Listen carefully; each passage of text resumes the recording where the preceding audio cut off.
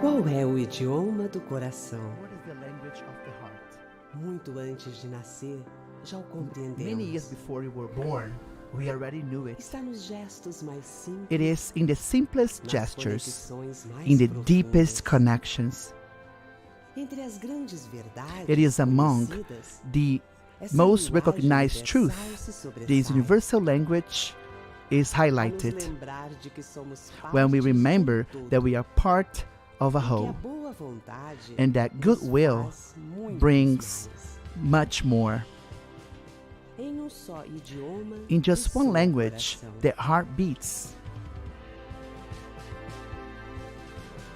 Uma voz de tantas A vozes, voice among so many voices de uma grande of a legião. great legion.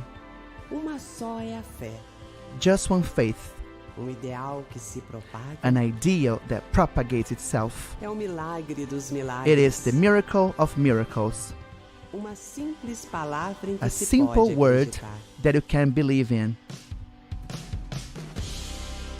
O amor é a esperança Love da vida. is the hope of life. O amor que se doa Love é o donates mesmo itself. que se recebe. It is the same that you Em receive. todas as línguas, In all o languages, amor é sinônimo love de caridade. means charity, E caridade and é o charity amor que move is the o mundo. love that moves the O world, amor que move love você. that moves you. Legião da boa vontade. The Legion of Goodwill, 70 anos promovendo 70 a years caridade promoting completa, charity a do corpo as a whole, e da from the alma. body and from the soul.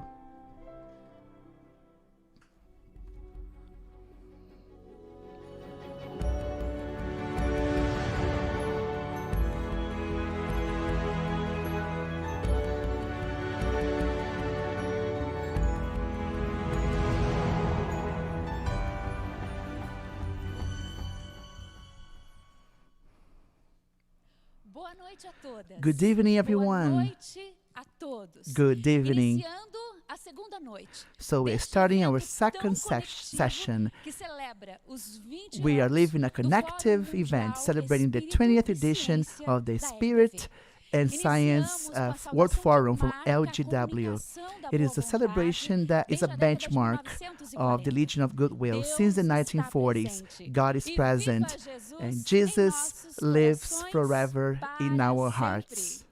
É com muita alegria que estamos aqui. It is em with mais great essa pleasure edição that we do are fórum que in celebra this essas new duas edition of the décadas, e forum ao that is longo desse celebrating período those 2 tem decades. promovido And we diversas have been ações promoting que lots of actions. promove sempre o diálogo entre Those actions religiosos, promote dialogue cientistas, between pesquisadores religions, e as mais scientists, diversas áreas do researchers, and conhecimento all different kinds espiritual of e knowledge, humano. A spiritual and sede human. deste trabalho é o Parlamento The Mundial da headquarters of Fraternidade this Ecumênica, action o is Parlamundi da Parla LGW, Mundi, que em Brasília, capital do LGW's Brasil, headquarters forma in com Brasilia, the o capital of Templo da Boa Brazil. Vontade, o Along with the conjunto Temple of mais Goodwill, visitado it is do the Distrito most Federal, visited aclamado pelo povo, uma das buildings 7 that are maravilhas visited de in Brasília. Brasilia. E o It is nosso one of the convite é para 7 que você wonders celebre of também Brasilia. os So we 31 invite you to anos celebrate do the TPV, a 31 pirâmide years da paz, of the erguida Pyramid para a of the promoção Peace that da was convivência erected fraterna entre todos os povos. that was E erected nós among estamos nesta people. live So we are comemorativa, now at this inclusive live convidando session, você a que está and we are participando conosco inviting a you ter também o certificado. to get the Esse que certificate ajuda, from our inclusive, nos event. currículos The certificate acadêmicos, can, of nas course, aid you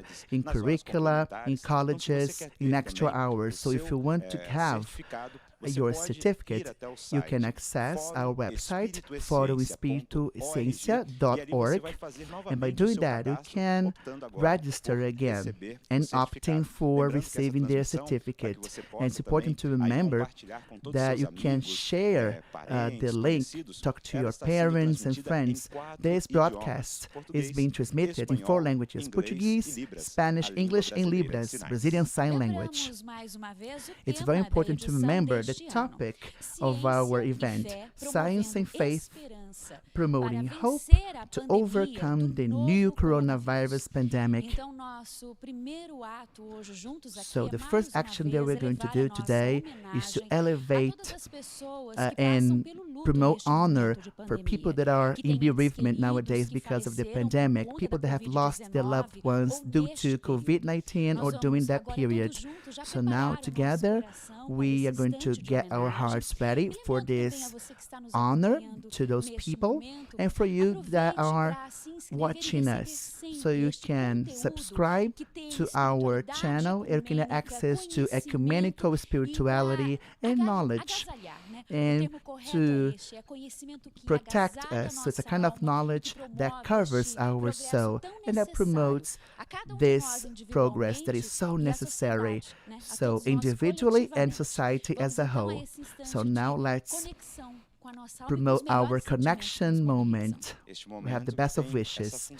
So this moment has this role of honoring people that have passed away due to COVID-19, and of course so many people that have been struggling against coronavirus, their loved ones and friends, people that are working against this serious disease, this pandemic. And now those people are going to receive our meditation, the energy from our meditation, from our prayer, regardless of the way you are comfortable with. So please elevate your thought to the best that is in your soul, the deity that lives in you. So now we're going to keep silent by listening to the Legionnaire song, Prayer for Tranquility by Paiva Neto, the composer.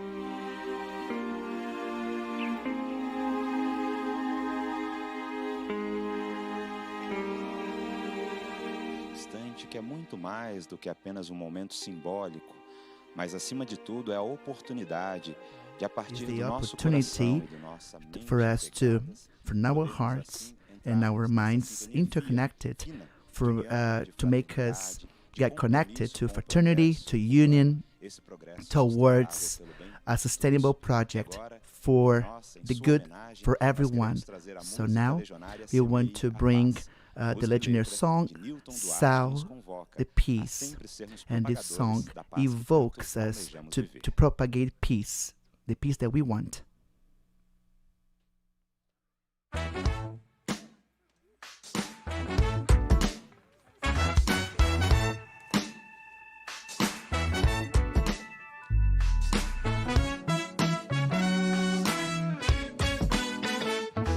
Neste dia que nasci, plante uma semente, junte-se a gente, forme um jardim. Nesse dia que vem, vem você também, fazer diferente um mundo assim. Simbora! Neste novo dia, semeie a paz, plante uma semente na sua razão. Neste novo dia, semeie o amor, plante uma semente em seu coração.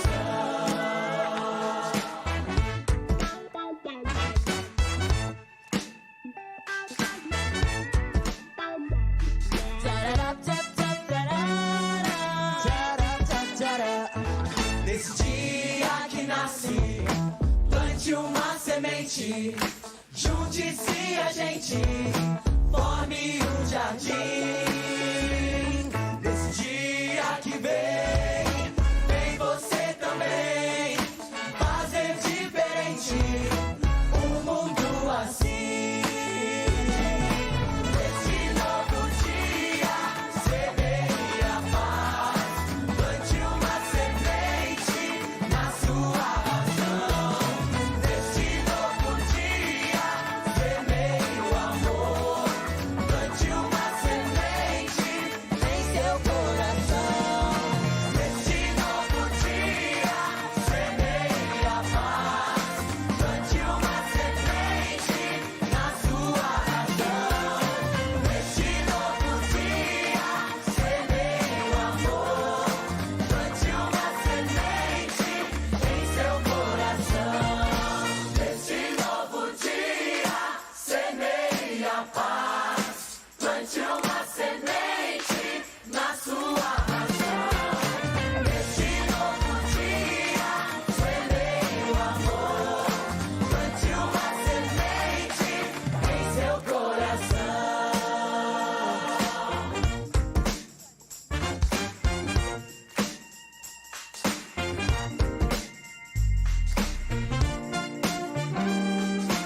Em seu coração.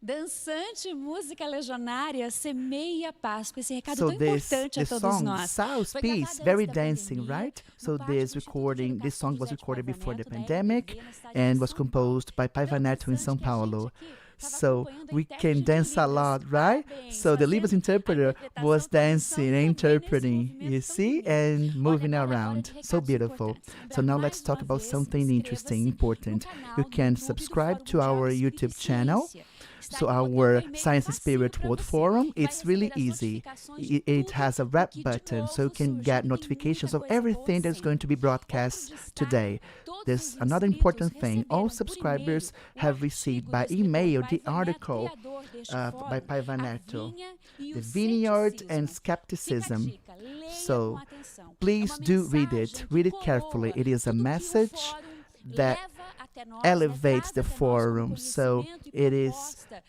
a renovadora, recognition revolucionária de of ciência our e fé forum. It is na trilha do innovative. It equilíbrio, is a como o different próprio approach autor among do science and artigo faith, afirma. as Paiva Ele Neto também mentioned in nos the ensina, article. abre And it aspas, teaches us a lot. ecumenismo é a Ecumenism vontade universal is de viver the universal em paz. Nós will to estamos, live já at destacamos, peace. já destacamos, né, na segunda noite deste evento. So we are in Então, our recebemos second agora night of Josué the event. So now Bertolin, we're going to have que é José coordenador Bertolin, who is the temático do Fórum thematic Mundial coordinator Espírito e Ciência of da the LGW, e aqui thematic nessa segunda of our noite, forum a partir today. de tudo que já aconteceu ontem, And estamos we had vendo lots a of things that história happened ser escrita last quando se night, fala and de history is ciência being e fé. written when we talk about science and faith. That's it. So good evening. Good evening, Isaias. Good evening, everyone that is following us, people that are arriving now in many languages, Portuguese, English, Spanish. It is of with great joy that we are celebrating the 20th edition of the Spirit and Science World Forum here at LGW. The first edition happened between October 18th to 20th. The topic was Science and Faith at the Path to Equilibrium. We had other editions that happened, talking about lots of topics, talking about death and life after death. 3 years of discussion among scientists, researchers, people from different knowledge areas, and participants from Brazil and from abroad. And we had lots of discussions about God, ethic, business, the sustainable being, spirituality, health, spirit, and the mind and the brain. So we discussed those topics. And now we are talking about the new coronavirus pandemic. So it's really important to bring a new perspective from our friends, researchers, religious people, because they are bringing a new message of hope in order to overcome the new coronavirus pandemic. So there were some names that came here to Parlamundi, LGW's Parlamundi, and let me just make some highlights. So in Paiva, our director-president, Paiva Neto, said something really interesting about the creation of the World Forum. Let's see it. In 2003, he said that to the audience there.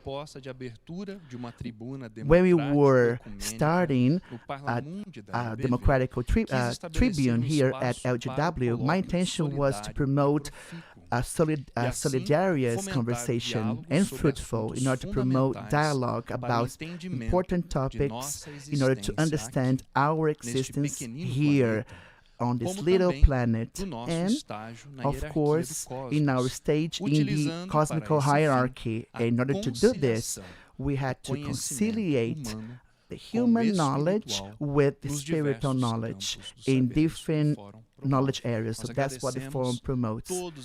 So we congratulate and we are thankful for everyone that have lectured here at the Spirit and Science World Forum in its many editions. We had seen at the beginning lots of pictures, so hundreds of names were present. So especially people that are now with us. So we had last night Dr. Esther Sabino, immunologist from USP, and then we have listened to José Luiz Goldfarb, PhD in the history of science from PUC São Paulo, and also Eduque's publisher, and also he is representing the Jewish thought. So he's conciliating science with spiritual knowledge, and of course from his own experience. We also had Brother Emerson Damasio, who is a minister preacher of the religion of God, of the Christ, and of the Holy Spirit, and bringing that perspective of hope, life after death. We also had Mario Pérez, PhD, neurologist, with a very interesting research about spirituality and religiosity of the Brazilians. And then we had finally Patrick Duro's lecture. He had been to the first edition of the World Forum in 2000. He had come back presenting his perspective about quantum physics. And now we have lots of lectures, right? So now let's salute. Let's talk about the Parlamundi at LGW. So we invite everyone from the audience. We have Osaina Barros in Brasília, and she's going to promote the salute from LGW. Let's see it. Welcome everyone, all the participants of the LGW Spirit and Science World Forum, which takes place every year here in October. Today I'm here in the José de Paiva Neto plenary of the World Parliament of Ecumenical Fraternity, where we are prepared to host all post-pandemic events. And for the resumption of events, Parlamundi will be sanitized. All of its spaces and all of our auditoriums have already been demarcated according to social distancing, so that we can provide greater safety to all participants in events that are going to be hosted here. And of course, we have consulted health experts so that they could give us the necessary guidance and that we could proceed without putting the event or any participant at risk. So this is of utmost importance, and this is a tenet of LGW's president, José de Paiva Neto. So we're talking about quality and safety with spirituality. So I'll be waiting for you here in the José de Paiva Neto plenary in the next edition of LGW's Spirit and Science World Forum. Have a wonderful event for all of you. Thank you very much.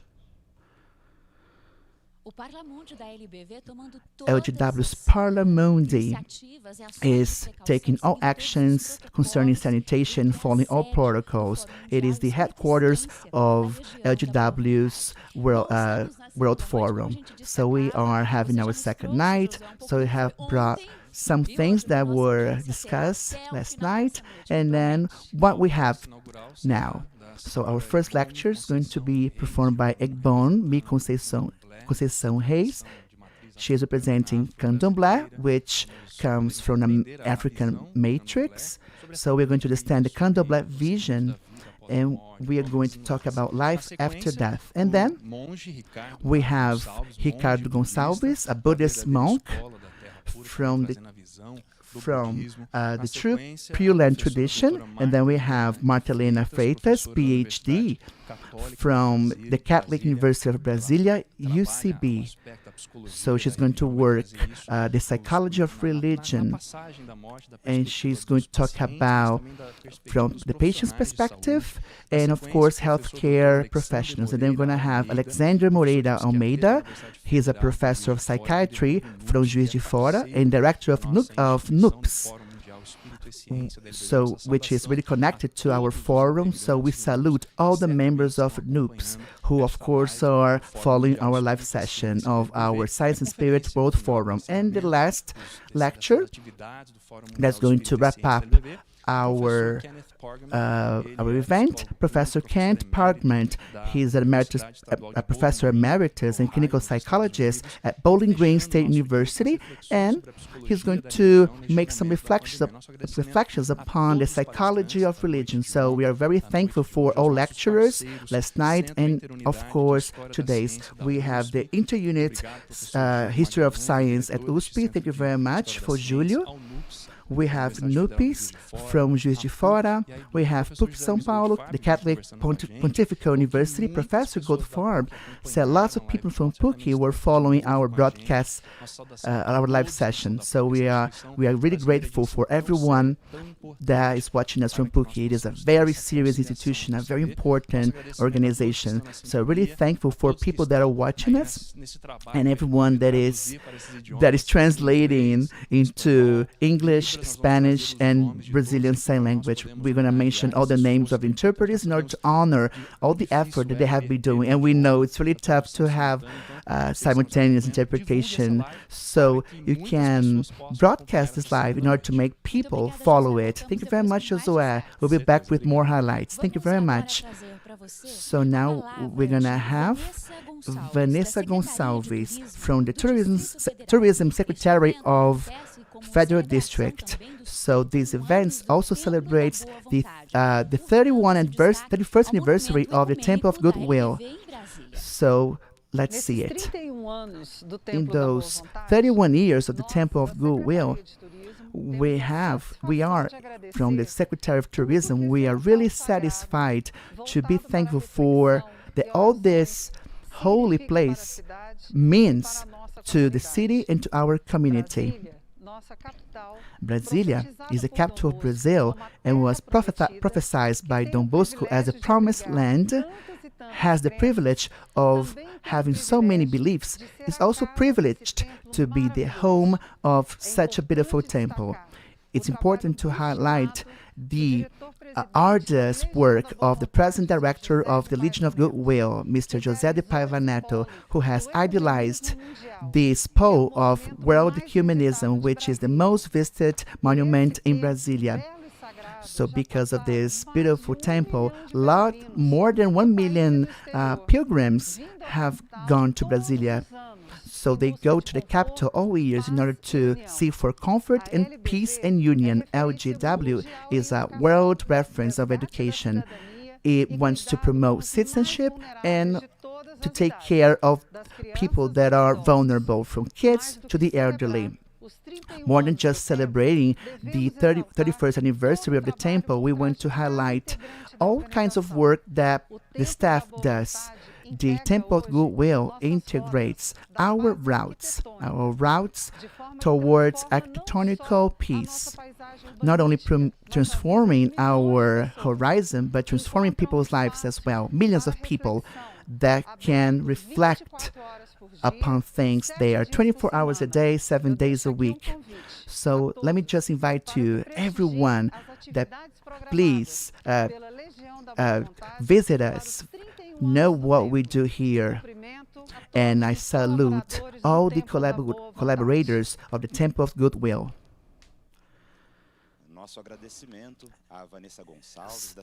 So we are really thankful for Vanessa Gonçalves, for the Secretary of Tourism. So she she did this homage to the 31st anniversary of the Temple of Goodwill. And of course, this work is much more than the monument. So all those things are really visited in Brasilia, and they welcome more than 1 million pilgrims every year. So we invite you to know more about such spaces, and we have the links as well for you to access the official websites and get to know more about the Temple of Goodwill and of course the LGW's Parla Mundi towards ecumenical fraternity. We are really grateful for your presence here in our live session, celebrating the 20th edition of the Science and Spirit World Forum from LGW. So we're gonna have our first lecture in a second. But first, let me just invite people that are watching us. The Legion of Goodwill is committed to something really daring and something that can touch you, to have 50,000 families free from hunger by Christmas. So this has been done for more than 70 years.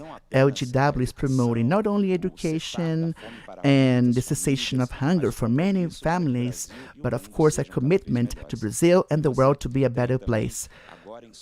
So now, at your disposal, you can help and you can commit to that. More than 50,000 families free from hunger by Christmas. So you have the QR code on your screen on the left corner of the video, so you can donate and be part of this huge work that LGW has been promoting in Brazil and all over the world. And now let's start with the first lecture with our Spirit and Science with our Egbomi Conceição Reis-Ogun. She's the priest of African religious traditions and the state coordinator of the National Institute of Afro-Brazilian Tradition and Culture, INRECAP.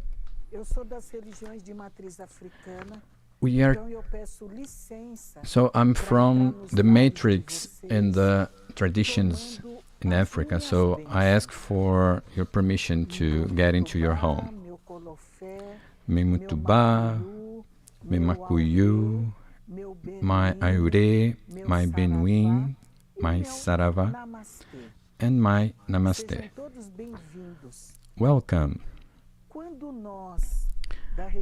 When we in the African religion are in mourning, we also use white.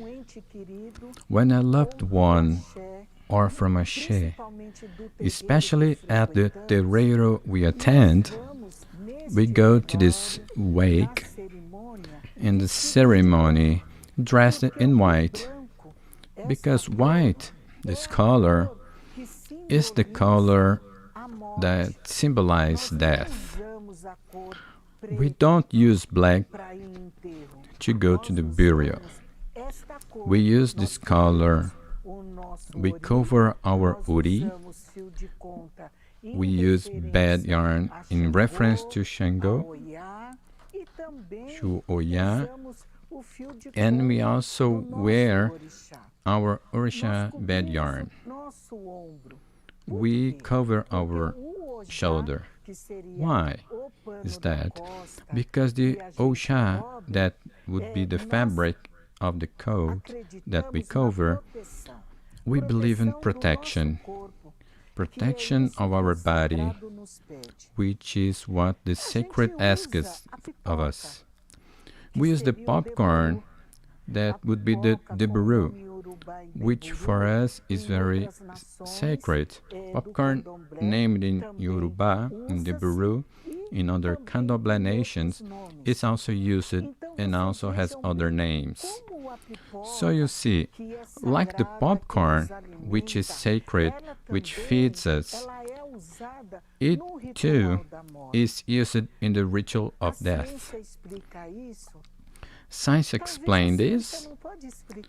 Perhaps science cannot explain it. What is explained by our faith?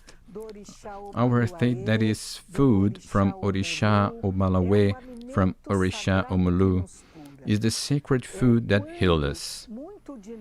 When many of us pass the Deberu, the Baru, in the people on the streets, in the squares, or inside our terreiros, it is because we believe in all the faith of our Orisha and with all the faith that we emanate for that person that needs healing. So we use it for healing. We also wear it when we give people gifts at Ulubaje that we honor in August. So the month of August is the most important month for us of the African religions, where we invite all the Orishas to be praising the Orisha Omulu, who is the owner of the land, who is the owner of the disease, who is the owner of the wounds, and the Obalawe. Obalawe is the son of Omulu, who is the youngest, who also runs, who takes the lead. He's as smart as his father, but he's more agile in speed, while our father Omulu goes a little bit more slowly, but he heals. It all depends on this action and reaction of what you do with the next. We believe that there are people chosen to take the corona, this corona 19, which would be the new corona.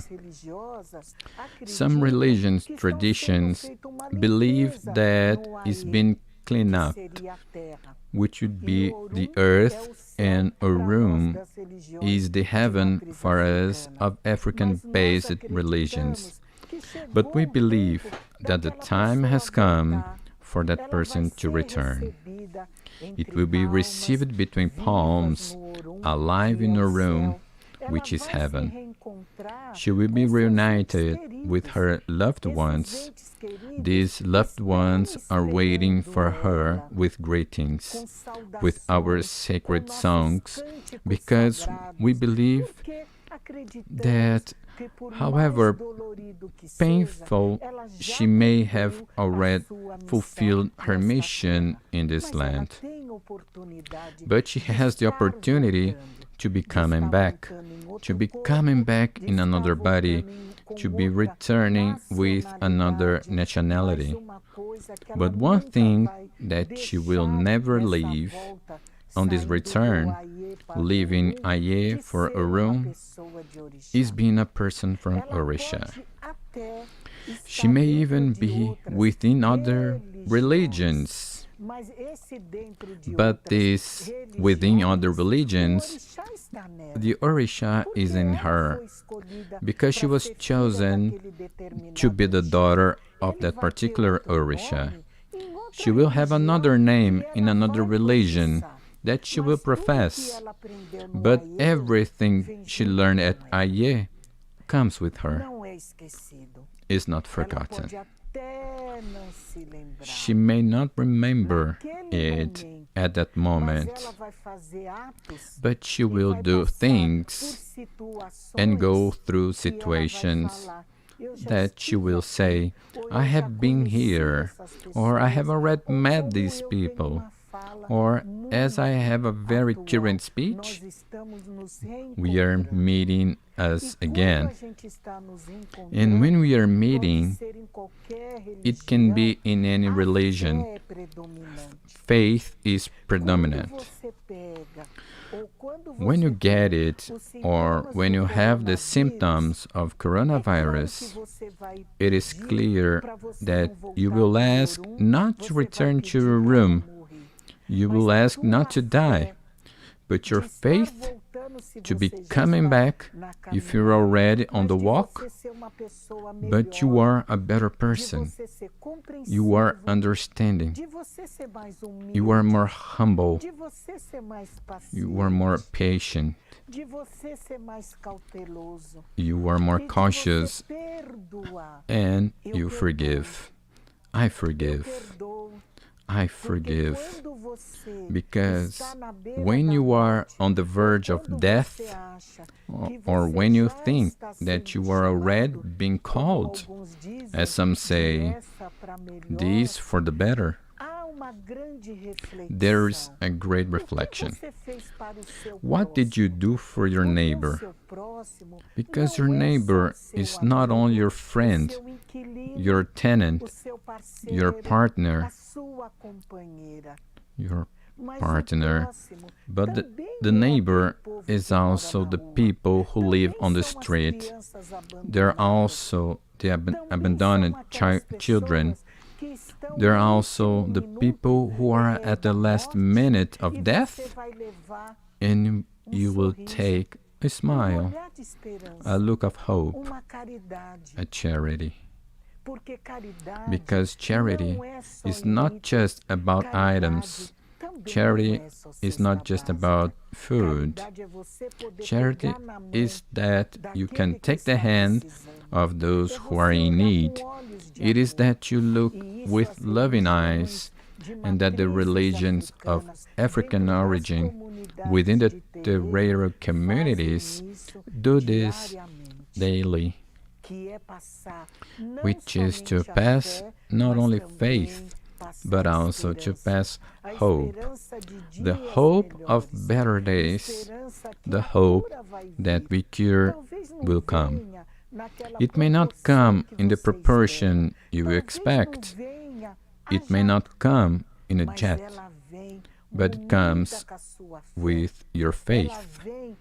It comes with your prayers. So, for us, from African religions, we are also losing many Yalorishas, many Babalorishas, many Ogans, many Ekedi, many people who are a part of the history of Candomblé from Brazil to the world. But we really believe, with all the pain, heart, that he has already fulfilled his mission. That is why when the coffin is going to be buried, we sing, and we give it to the specific people within the sacred in a ritual that he goes with the body forward, he comes back with the body backwards. And the Orishas, the people of the Orisha, Obaluawe, Omulu, Inhasan, Ogum, they are on the side of that body, because they are doing all the ritual of our sacred, which is Candomblé. It's not a ritual that we have to be afraid of. It is a ritual that we will be sad about, but the Orisha is going to take the body of that person that he did so well for the next. Because that is us at Candomblé, exercising the profession, not only as a lawyer, as a mother, as a father, but also as a psychologist, as an advisor, as a pedagogue, as a teacher, because the Terreiro communities of African origin add all these people without distinction of color or race or sex or social position. Everyone is very welcomed within our community and with great addendum. Whoever gets there eats. Whoever gets there is welcomed with a smile, is welcomed with the hope that their problem will have a solution. Even because our gods from the African pantheon are there to help. And helping is also comforting. Helping African religions is not judging whether he did this, He did that because our sacred knows everything, and we are chosen to give this message, to bring that comfort to the family, be it a sick child, a desperate mother, a homeless person, or a person who lives in the alley, on the avenue, and who sleeps on the bus station, or who sleeps under marquee, under viaducts, under subways.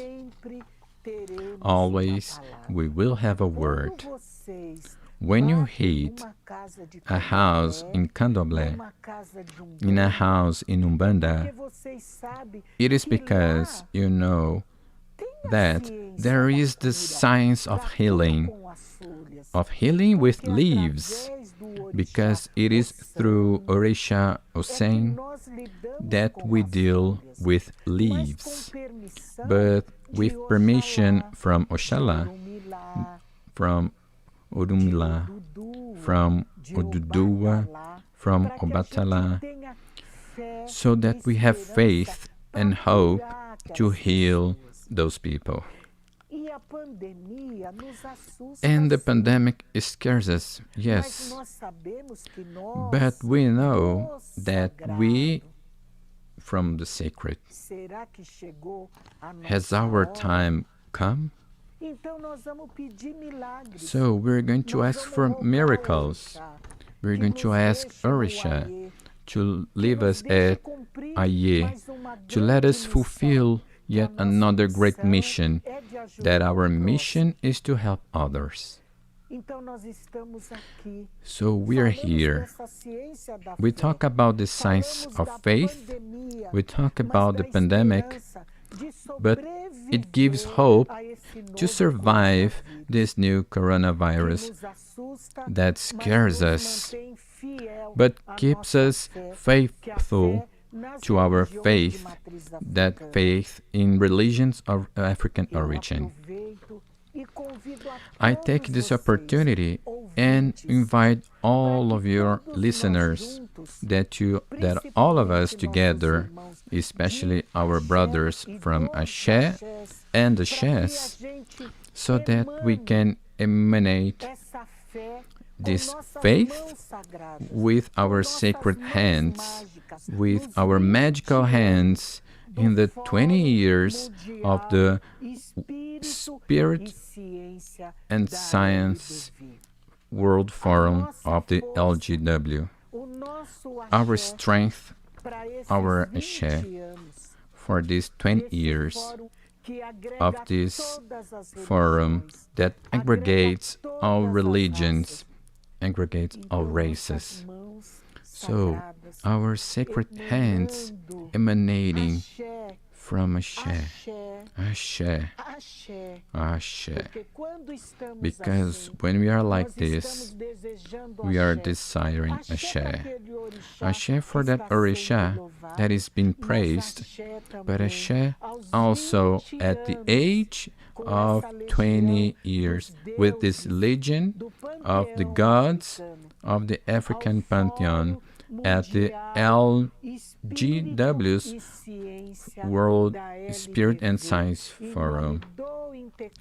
On behalf of Intercab São Paulo, on behalf of our brothers, our Yas and babysitters who are everywhere in the universe, providing charity, blessing, and that the coronavirus, that this new coronavirus does not reach us, does not reach our family members, that it goes to the depths of the sacred sea, accompanied by our orishas, so that it does not reach any of us, that it will relieve the heart of those who are desperate, because faith, faith, and faith with a lot of axé.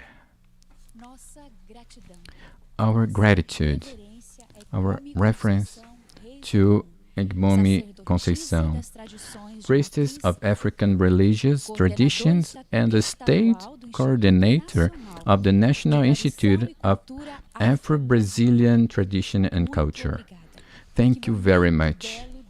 What a beautiful moment and difficult to be translated, and the knowledge you share it with us. We have all this. She's in the audience sharing her comments, and please accept our applause. Thank you very much. And this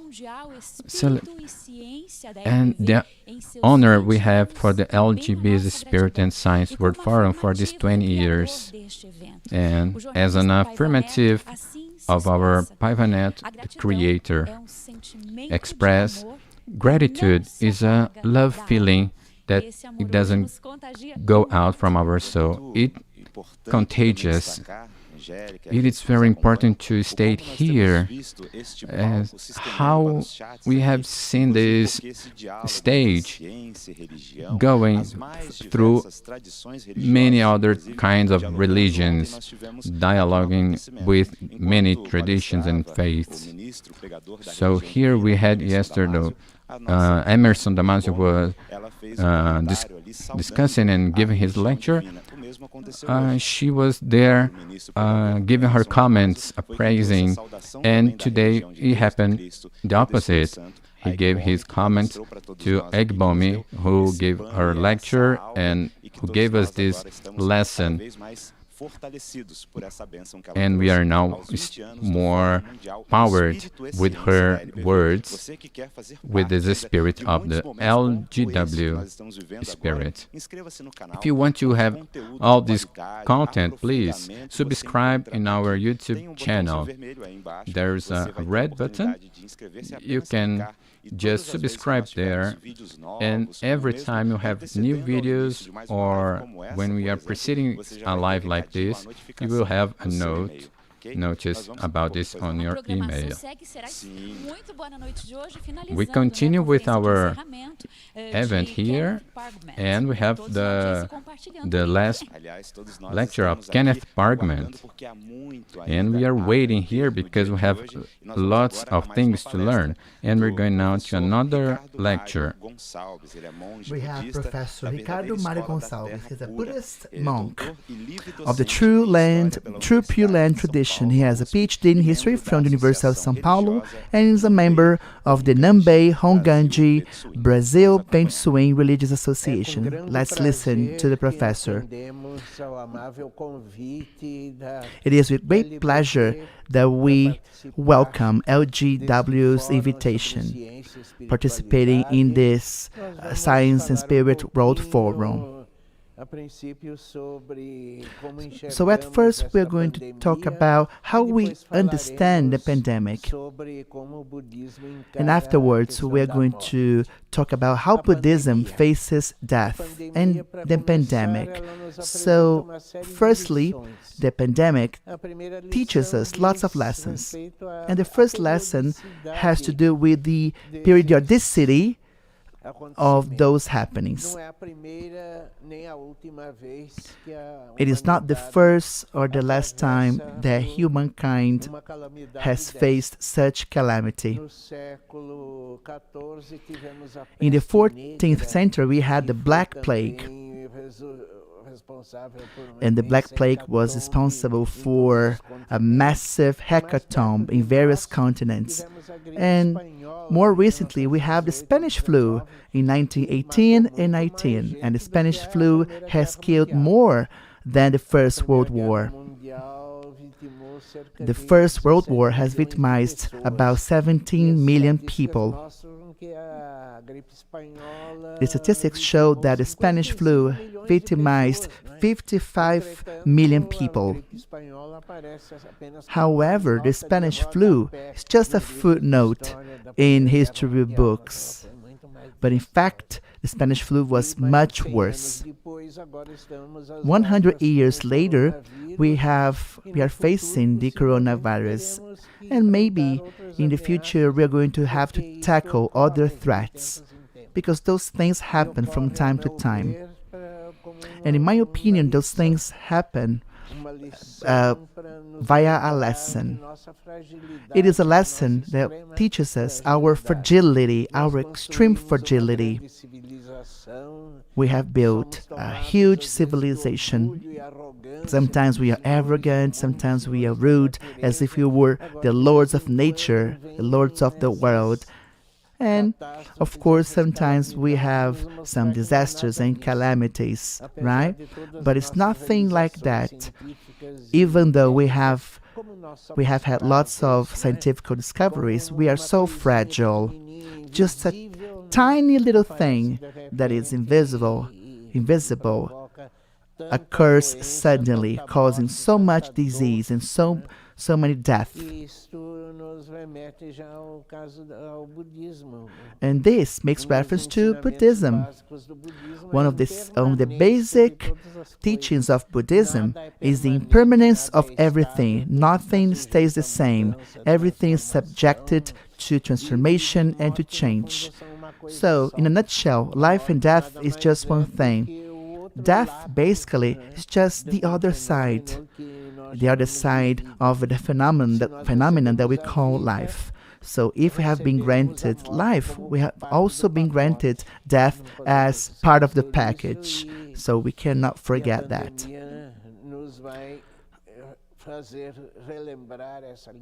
The pandemic wants to make us remember this lesson. And there's another important thing that we have to understand, something that we have to learn from life.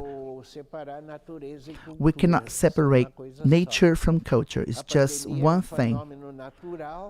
The pandemic is a natural phenomena, and we know that viruses are natural.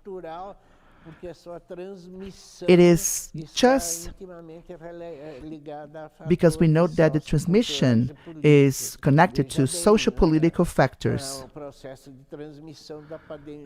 So the pandemic process afflicts people, especially people that are poor or unprepared. Those people are more subjected to the contact with the virus and eventually death. Vaccine is fundamental, but not only the vaccine, of course. The vaccine has to go along with other measures, social-political measures. Otherwise, poor people or underprivileged people are always going to be the victims of those disasters.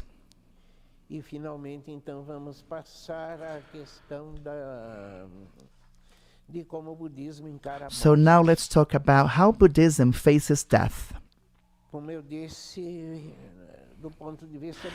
As I've said earlier, from the Buddhist perspective, life and death are just one thing. They are the facets of just one happening.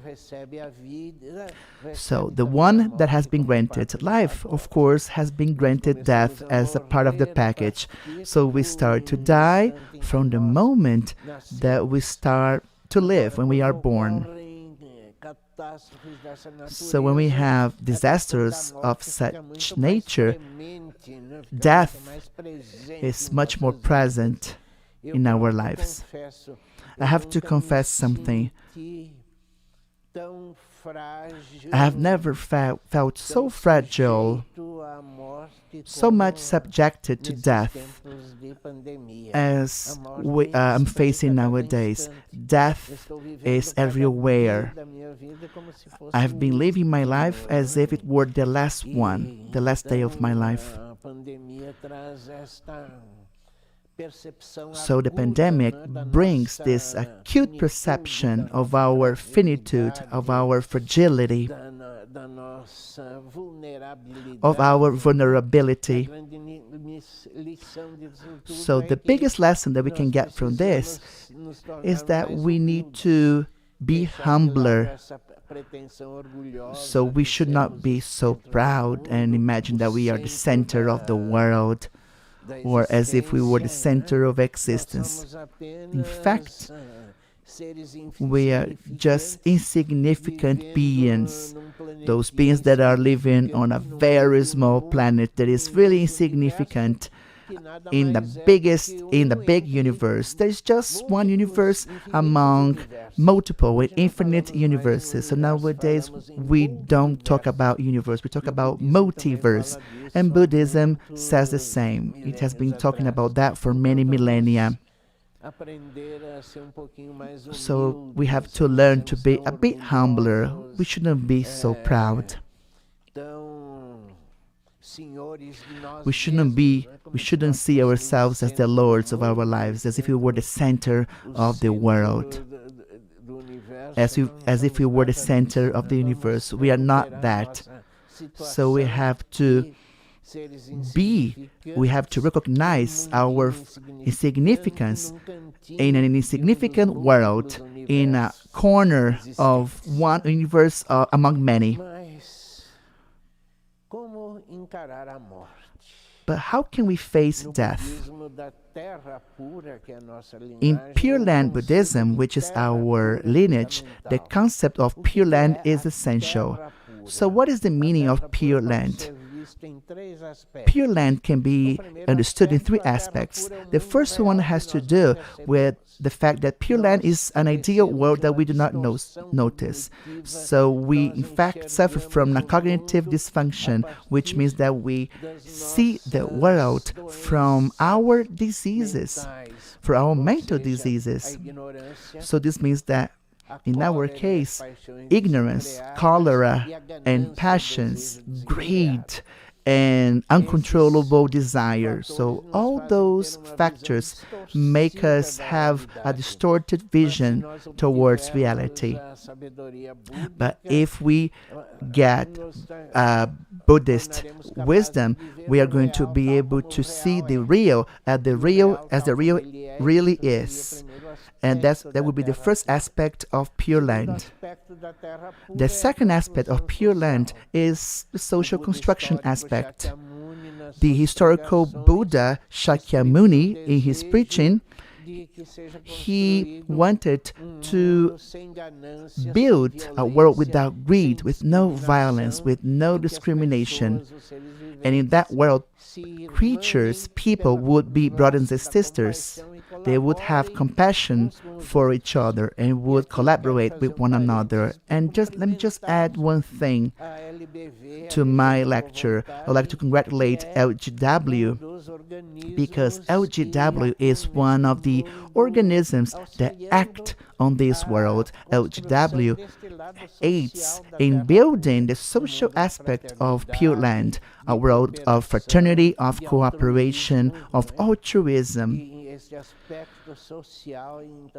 And the social aspect is of utmost importance. So we do have a third aspect of Pure Land, which is our destiny after death, post-mortem.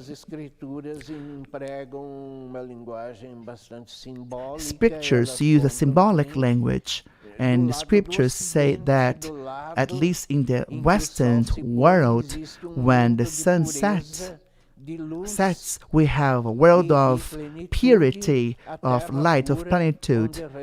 So in that place, in Pure Land, Buddha Amitabha, or Amida Buddha, is the Lord of infinite life and of infinite light. So that's what Pure Land Buddhism teaches.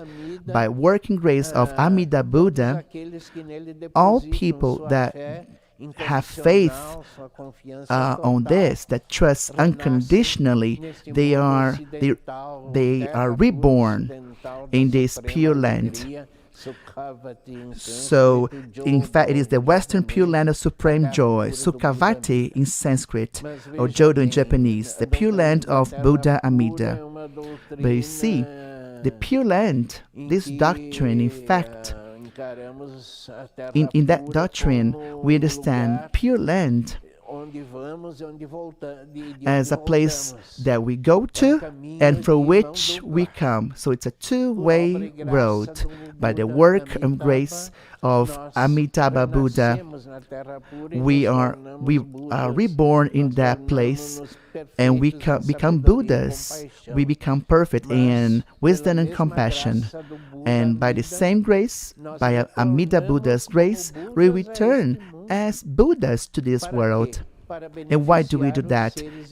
To benefit living beings via our compassion and wisdom. I was just able to understand such aspect of the Pure Land, that grace of return for people that are reborn after death, when on January 14th of this year I have lost my companion, the late nun Ivonete. If it weren't for Buddhism, I would not be here. So I wouldn't be here working with you. But I noticed that because of Amida Buddha's grace of return, Ivonete, who was called Vovó, Grandma, she was there with us. She continued to live with us in an invisible way, of course, but present now as a Buddha with full wisdom and compassion next to us. And she would stimulate us to continue. She would stimulate us to continue in our path, in our mission. So now let me talk to our brothers and sisters from LGW. If I'm here talking to you and doing this work, this is one of the aspects of the grace of return from Grandma. So I really want that grace manifest itself physically in our meeting again. So I'm wearing this ritualistic stole, and it was Grandma's stole. She would wear it in her work every time that she was at LGW or she would record a show. So she would wear that stole. And now I'm wearing this stole as an honor to Grandma. And I'm wearing this for the symbol of her presence among us, thanks to what I call as the grace of return, which is Genso Echo. Grandma is still here. She's here as a Buddha, aiding us with the plenitude of her wisdom and of her compassion. So the most important message of the Pure Land Buddhism is this. So the unity between life and death. Life and death are just one thing.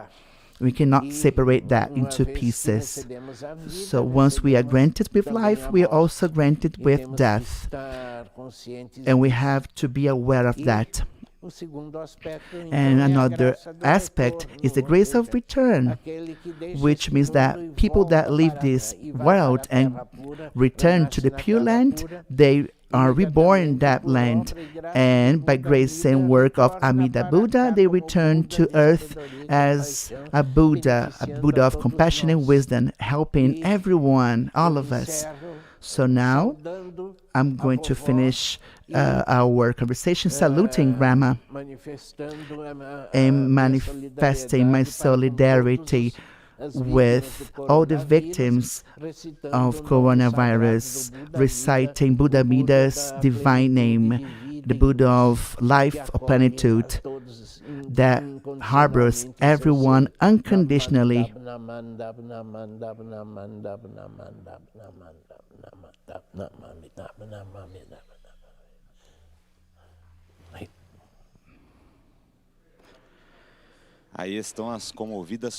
So here we have the touching words from the monk Ricardo Gonçalves. He's a Buddhist monk of the true Pure Land tradition. He has a PhD in history from the University of São Paulo, and he's a member of the Nambei Honganji Brazil Betsuing Religious Association. And he was talking about Nun Ivonete Gonçalves, who was his wife, and She is also a good friend of the Legion. She has been to many events from LGW. She has helped with this space here.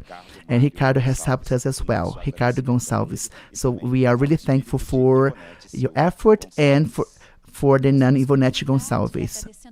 So now we're going to, we are really thankful for all the manifestations or the comments in the chat. So gratitude is a very strong word that we have. It is the second live of our forum, the Science and Spirit World Forum. Elisa said the following: the Legion of Goodwill, congratulations.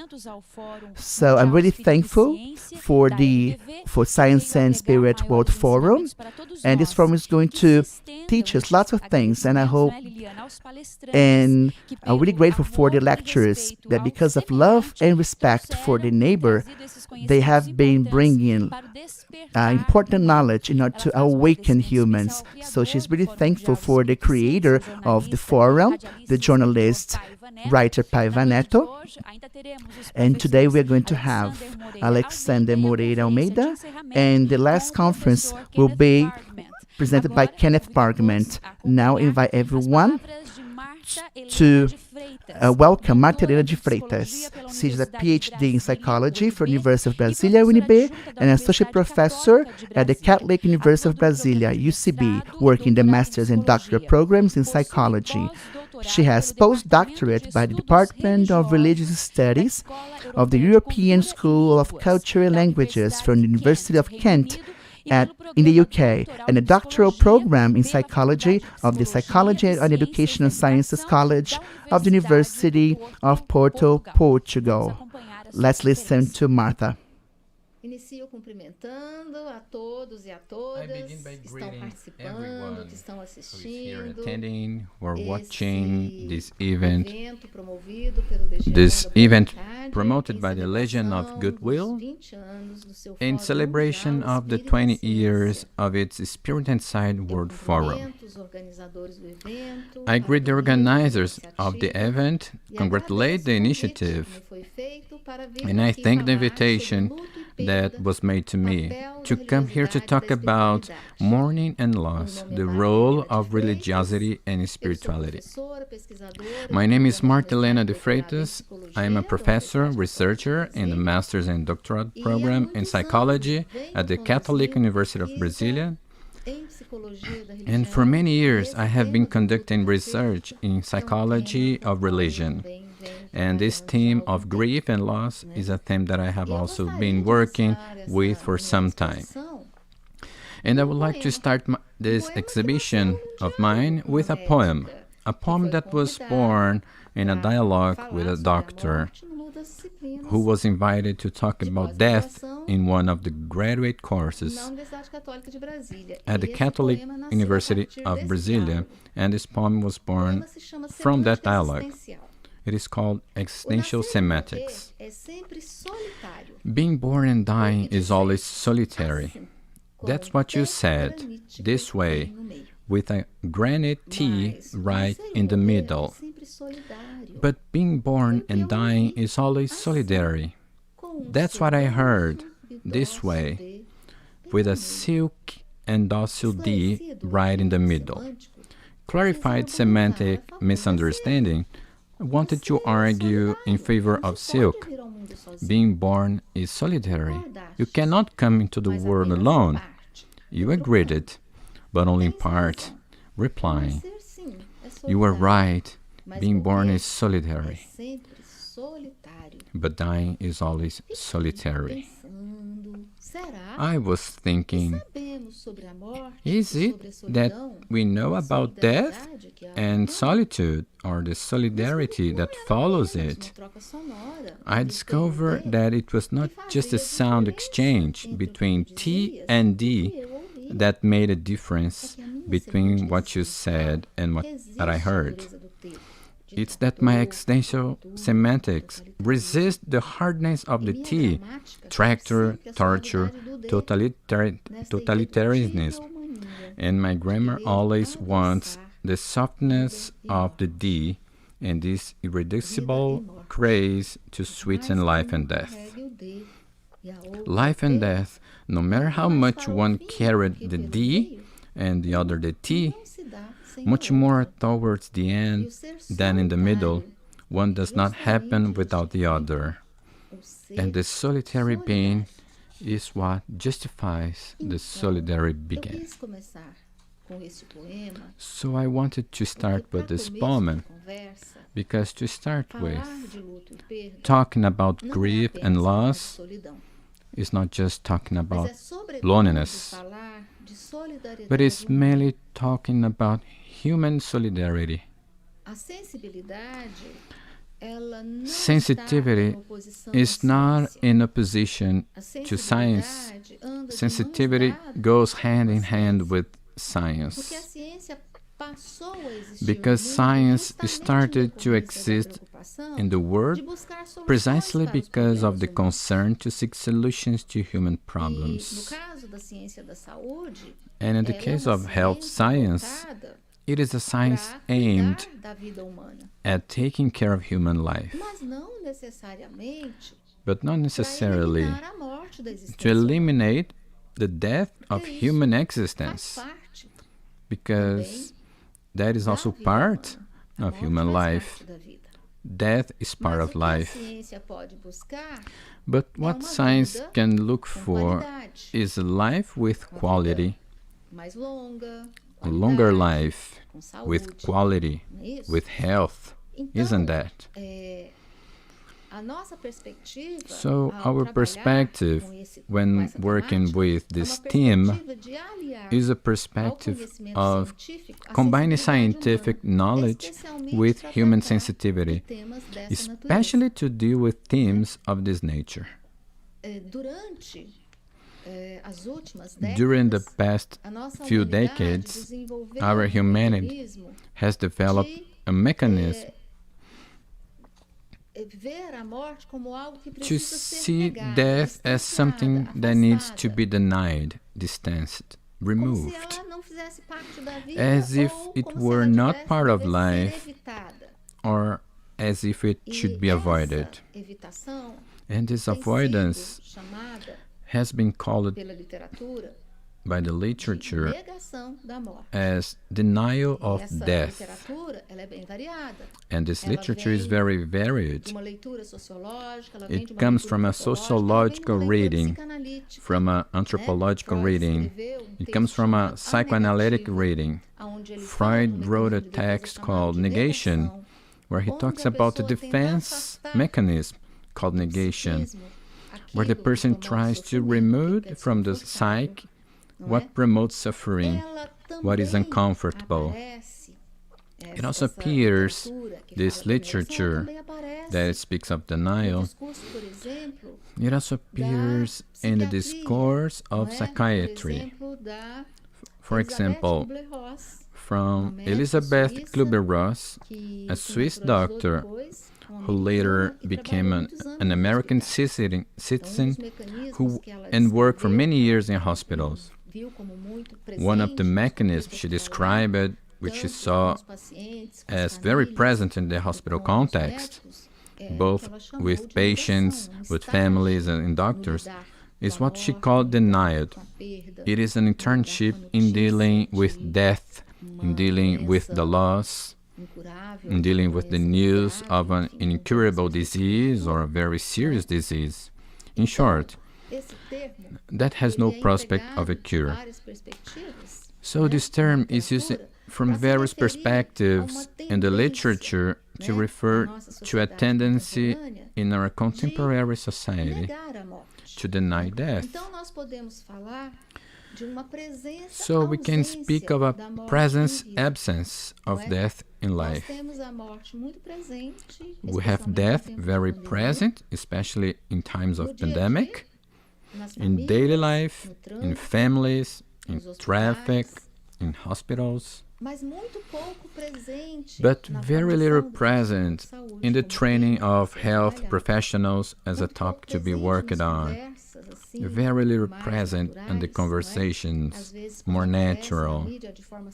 Sometimes when it appears in the media, it is in a sensational way, but not in a natural way to elaborate the mourning, to elaborate the loss. Many families often hide death from children. Today, for example, children no longer participate in funerals. Funerals are no longer held at home. The funeral is no longer held at home. Now it is outside. It is in the cemetery. From there, it goes straight to bury the body. In a hospital, there is a whole technical language, decease. The patient passes away. The term dying is not used because there are strategies to create a certain distance, a more technical treatment to this theme. And in professional training, the topic is not addressed. It's not important or unnecessary.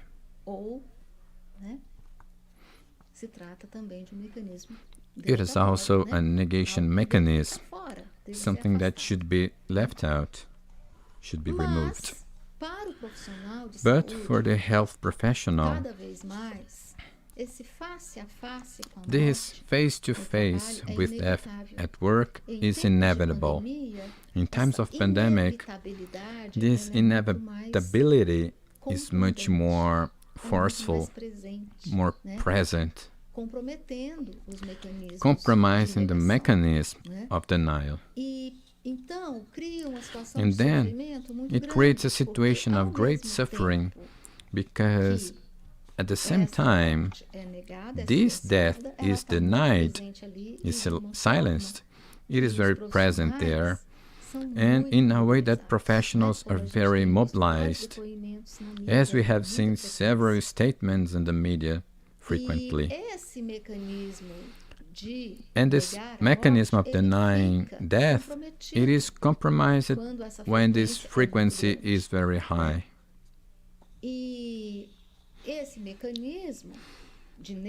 This mechanism of denying death, it will have in principle as objective to avoid contact with pain, to resist fragility, to avoid vulnerability. For example, if the health professional is very involved with the feeling of pain and loss of family members, his work may be compromised. For example, he may tremble when he has to do a puncture there. When the nurse has to make a puncture, she needs to have dexterity in her hands. And if she's shaking because she's too emotional, she can compromise. If she's going to give an injection, and if the doctor is going to have a surgery, he needs to be very focused on the technical task. A tear during a surgery can even compromise a sepsis.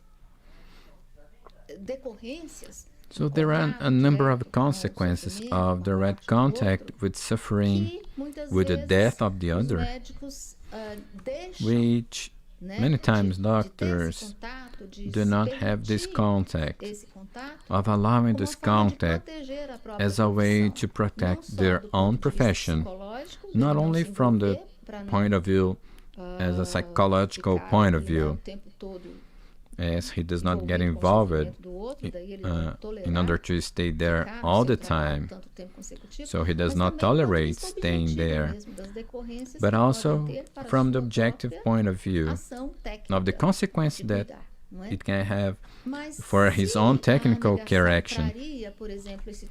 But whether denial would bring, for example, this type of benefit, in the sense of protecting the professional's technical competence, protecting him from not getting involved with the problems of patients and family members, it also brings a series of side effects, because it represents a kind of armor which is often illusory and which often represents a rejection of humanity itself, the human condition. And along with the blocking of contact with pain, there is also the blocking of genuine contact with the meaning of life.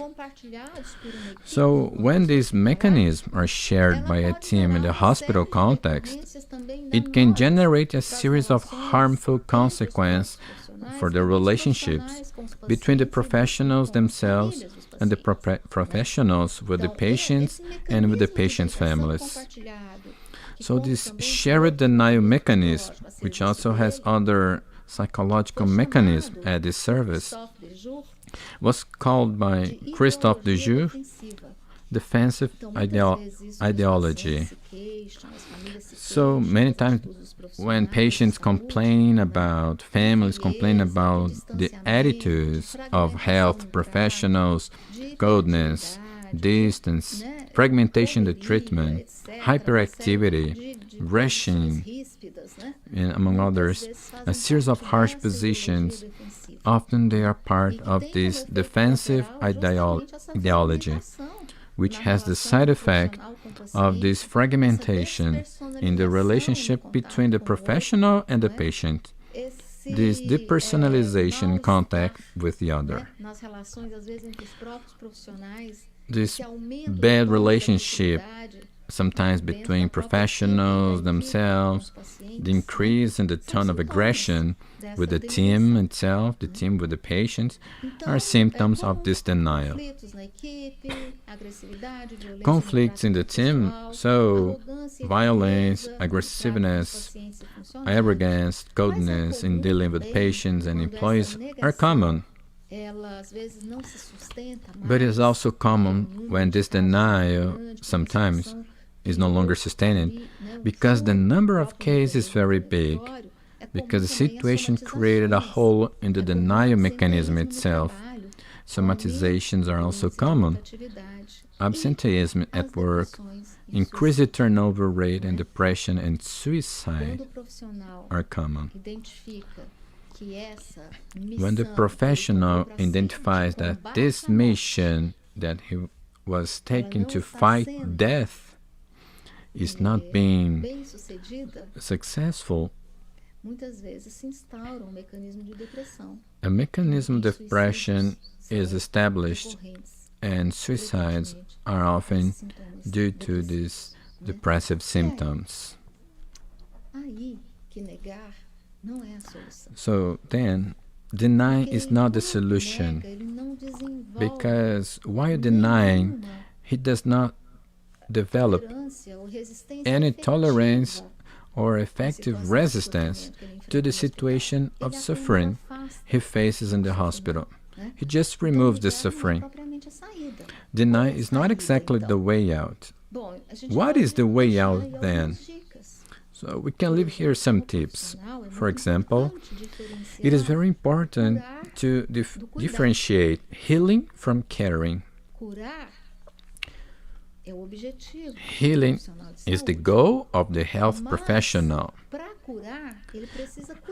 But to heal, he needs to take care. And when healing is no longer possible, taking care is still possible. So if your goal becomes caring, not only for healing, but for well-being, for quality of life, for the quality of dying, for the quality of death of the people served, it will identify more felt in your work. Under any circumstances, it is still possible to care, even if it's no longer possible to heal. Another tip, accept your own limits, right? He's a human being. He also feels, has emotions. The death of the other, even if it's a patient that he has no personal relationship before, is just there as someone who is receiving his care work. But this death reminds him that he's also mortal, that he also has relatives, family members, who are also subject to losing their lives or remembering some death in their past. So if the professionals accept his own limits, he can allow himself to put himself in the place of a human. And where the suffering is very intense, he can share help with from other people, with friends, even with he search help with many other people, even from the psychotherapist. Work these limits and accept them. He can start recognizing death as part of life, and that his job is to take care and not just necessarily confront death. Another alternative, very important, that can be much more effective than denial, is the encounter of meaning in profession. The encounter of meaning in the profession is something fundamental for him to continue working, even in situations where he identifies that a cure was not possible. And death was there, present, even when he tries to do his best to care for the other. This sense of the profession, one of the ways that it can be found is entering now the second part of our speech. It goes to the role of religiosity, spirituality. That is, it is one of the ways that can lead the professional to find meaning in the profession. It's not only the only one, but we are here to talk about this specific role of religiosity and spirituality. So let's talk a little bit about this, but starting with a concept. Because in this field, we have several concepts, and there are many concepts that are interrelated. Sometimes they are differentiated, and sometimes they are put into dialogue, and there is no consensus among all the authors. But the concepts of spirituality, religiosity, and religion, they tend to be very close, sometimes taken as synonym and sometimes in opposition. I have been working for many years also with the study of these concepts, and I have developed a way of working with these concepts that is based on phenomenology, which also seeks contributions from several other authors. I started to define spirituality as that human dimension that drives the search for existential meaning, that dimension that brings questions about what is meaning, the meaning of life. Like in Minas Gerais, people would say, this expression is, what is the meaning of life? What I'm doing here? Where did I come from? Where am I going?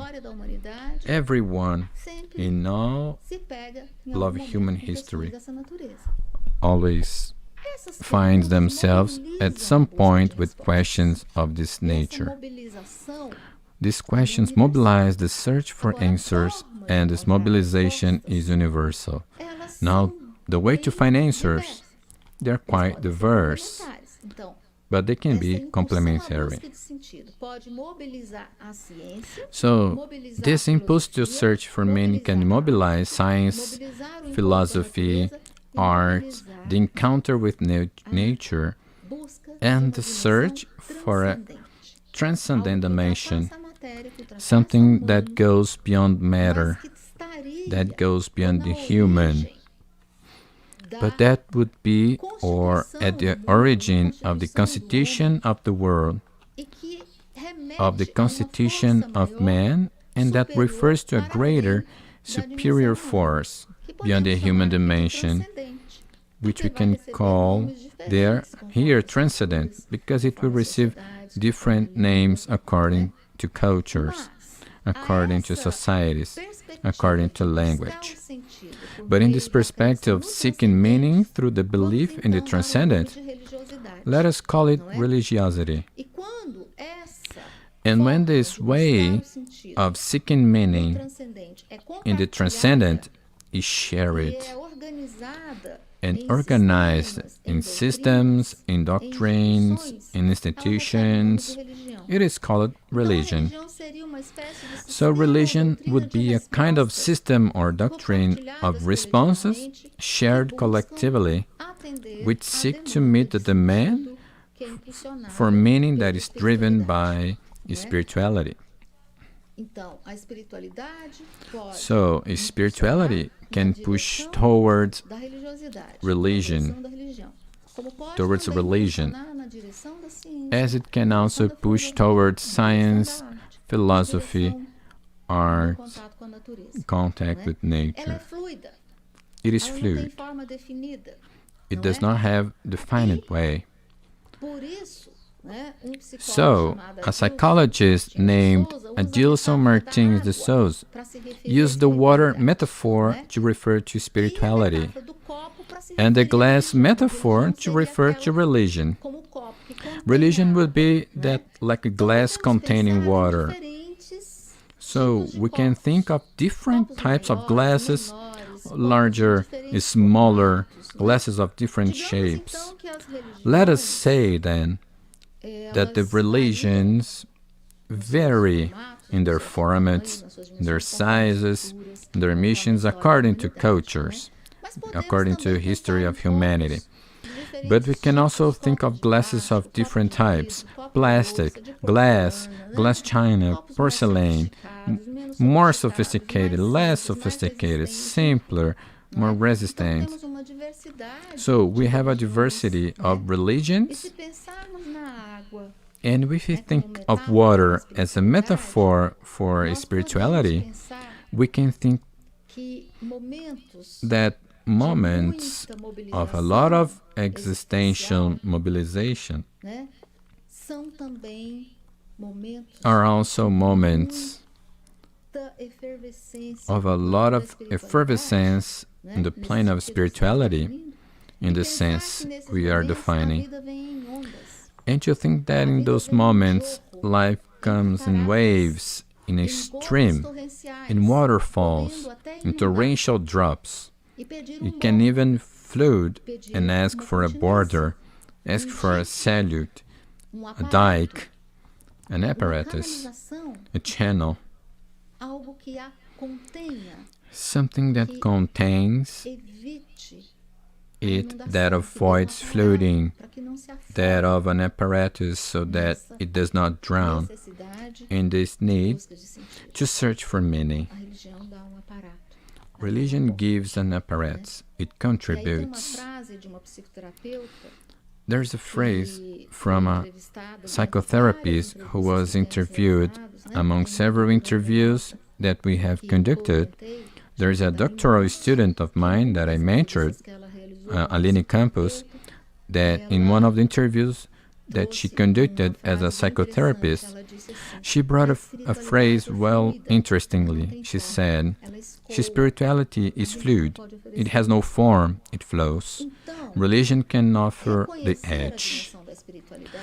So, to recognize the dimension of spirituality in itself, I'm referring to the health professional or the other. Referring to the patient is fundamental to understand how this dimension of the search for meaning is taking place. This need, this impulse to find meaning for existence, life, death, losses, and how the person are finding searching for these answers. As a health professional, everyone can benefit from this process and can also help their patients, their family members, also benefit from this process. But this is never the case, said it will offer the other our own glass. That is, I will not offer the other my religion, the one that gave me the edge for my need to search for meaning. I will make it possible for the other to find his own glass. The spirituality of the other may be boiling, his waters are subjectively maybe in effervescence. If my glass is plastic, for him it will melt. If the other is a little stale and I give a china cup, it will break. I'm using these metaphors not to disqualify any religiosity, any religion. I'm just using these metaphors so that I can exemplify how the subjectivity of each one and the way he organizes this spirituality and this very demand and find the meaning is what will lead him to find his own forms of answers, which can be through religiosity in the belief of the transcendent, by religion with those mechanisms of beliefs that are shared and that also involves the belief in the transcendent and that may involve other searches also in art, in human solidarity, in science, in contact with nature, and the health professionals are responsible for being sensitive to this process and also recognizing this as a health factor, regardless of how it is managed. Of course, never offering the other one's own class. So when dealing with death in the hospital context, with the losses, they have a great challenge of moving between plurality, the difference in ways of seeking meaning in life, and singularity, because each one will have its own shape. He has the challenge of dealing with the quantitative, that number of patients that he sometimes attends throughout the day, and the number of clinical process that he has to follow, and the qualitative. What is the quality of the service he gives to all those he has to attend to?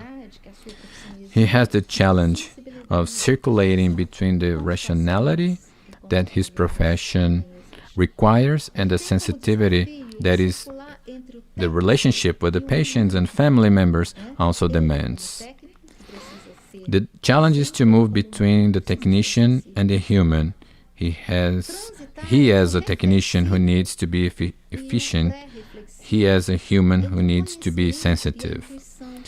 Moving between the reflective and the pre-reflective, between knowledge and intuition, between communication, the objective, clear language that scientists need, that health professionals need, and expressiveness, those ways of communicating that are expressive, which is in the nonverbal. The one who is already dying sometimes cannot speak, but he expresses it with a look, with a smile, with a tear, just as the professional himself can also express the one who can no longer hear through the look, the touch, the one who is saying goodbye to life. He moves between the world of science and the world of life. He moves between life and death. He moves between loneliness, his own loneliness, in the challenge he faces as a professional, the loneliness of the patient who sometimes now, for example, during the pandemic, he's there in the hospital alone, isolated, unable to receive any visitors. It transits between loneliness and solidarity. He moves and can move between science, faith, and poetry, because poetry can be present all the time too. And many times, as said Carlos Drummond de Andrade, if you look hard, you will end up finding not the dubious explanation of life, but the inexplicable poetry of life. And I hear about it here in a lecture on this topic.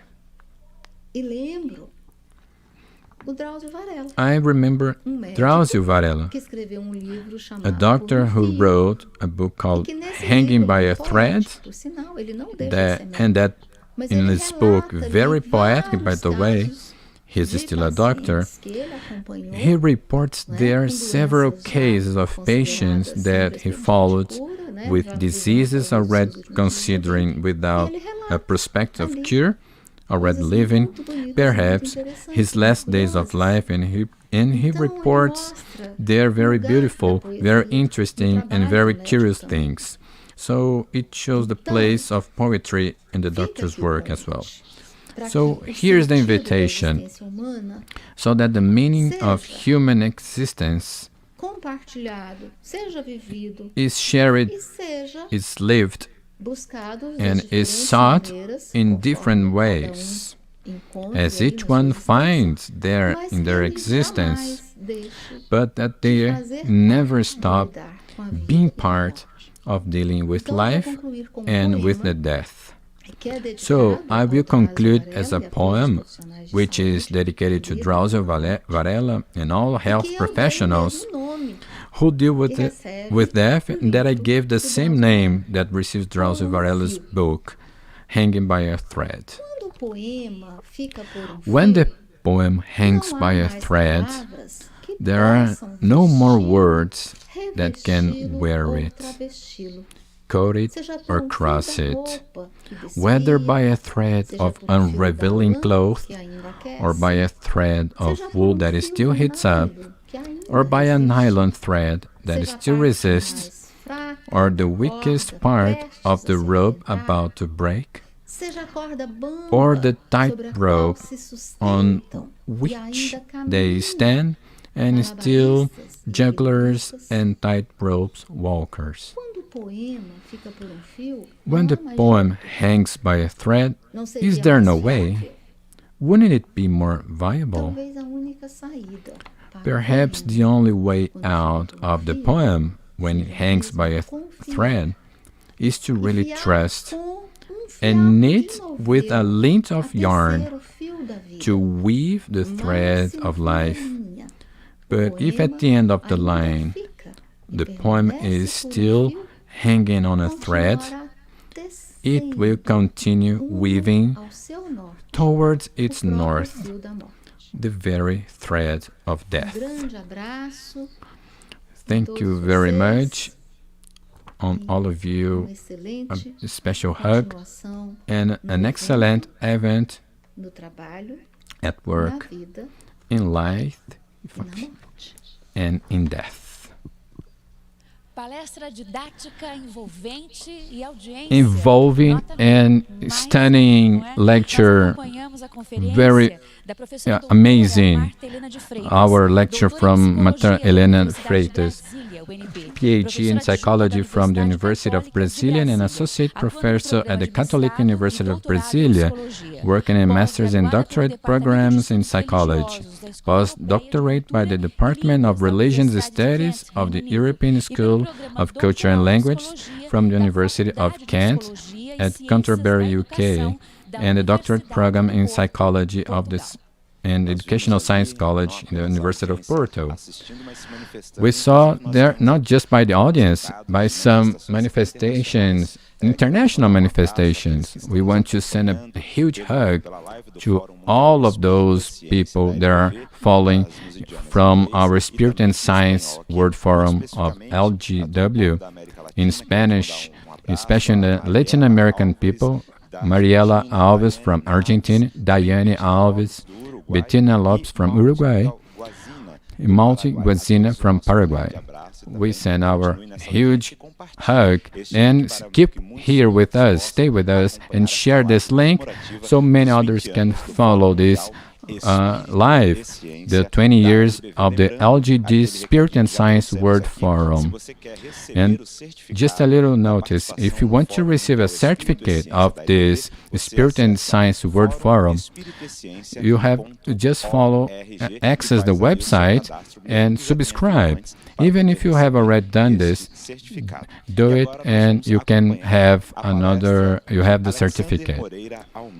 So we're going to have Dr. Alexander Moreira Universidade Federal de Pereira Juiz de Fora e também Almeida, fundador better e saying. He's a diretor professor of do psychiatry, Núcleo de founder and Pesquisa director em of the Nucleus Espiritualidade e Research in Saúde, Spirituality o and NUPES, Health, coordenador das NUPES, sessões Federal em University of Juiz de Espiritualidade Fora, e Psiquiatria coordinator of the da Associação Spirituality Mundial and de Psychiatry Psiquiatria e sections da of the Associação World Brasileira de Psychiatric Esquizofrenia, Association boa vontade, and the Brazilian fala agora Psychiatric Matheus Rossi. Association.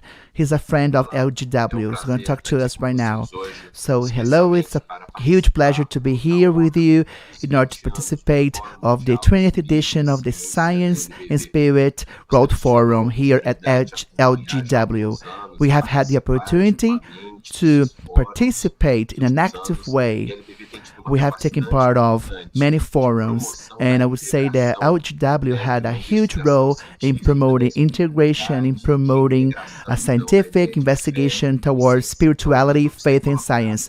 And I would say that NUPES has been contributing with that. It has been a great joy for us. So now, let's do a brief presentation about NUPES, our Nucleus on Spirituality, and we're going to talk about the kinds of investigations that we have been performing. We're going to have a bird's eye view on the area, and secondly, we're going to talk about research, pieces of research that deal with mind, the brain, and the potential of mind and the brain, the mind existing beyond the brain. So we have had experiences concerning post-mortem experiences and past life experiences. And we're going to talk about how spirituality can aid in tackling difficulties, daily difficulties, especially the challenging moments that we have been trying to overcome nowadays. So the very first thing I would like to talk about is, even though I would say since the end of the 19th century, lots of predictions were made concerning the disappearance of spirituality, that humankind would abandon its religiosity, its spirituality. So that would be a materialistic perspective, right? Even though those predictions were happening, so the academia predicted this. Despite that fact, that was not fulfilled. According to data from 2015, taking into consideration the world population, it shows that 84% of the world population has some kind of religious affiliation or follows some kind of religious affiliation. They do belong to religion, and I would say that a third of humankind is Christian, and 1/4 is Muslim. 60% says that they are unaffiliated, and from those people, the huge majority has some kind of spirituality. So this is something really important. And another very important topic is that there are lots of projections that have been done, that the number of people with no religion is going to decrease in the next decades. So both groups are prone to decreasing, people that have no religion and Buddhists. So the prediction is by 2060, we're going to have most Christians and Muslims in the world. So we do have spirituality in the world, and it's going to exist. It's going to continue in the future. The same thing happens to Brazil. Most people in Brazil say that they follow a specific religion. Maybe a third out of that attend a religious group. So it's not like a mandatory social habit. No, it's not. So it doesn't compare itself to going to the mall, to the beauty parlor, or going to parties or clubs or bars. No. So that's a very frequent activity that Brazilians do and the whole humankind. And how is this connected to us in terms of research? There has been lots of research, lots of studies that want to understand how this impacts health. So I would say that Brazil is a protagonist. Brazil is the 5th country that most studies spirituality and health. So Brazil has been highlighted in that aspect. So now we're going to talk about NUPES, the Nucleus for Spirituality and Health. It was founded in 2006 in the postgraduate program by the Medical College of Juiz de Fora.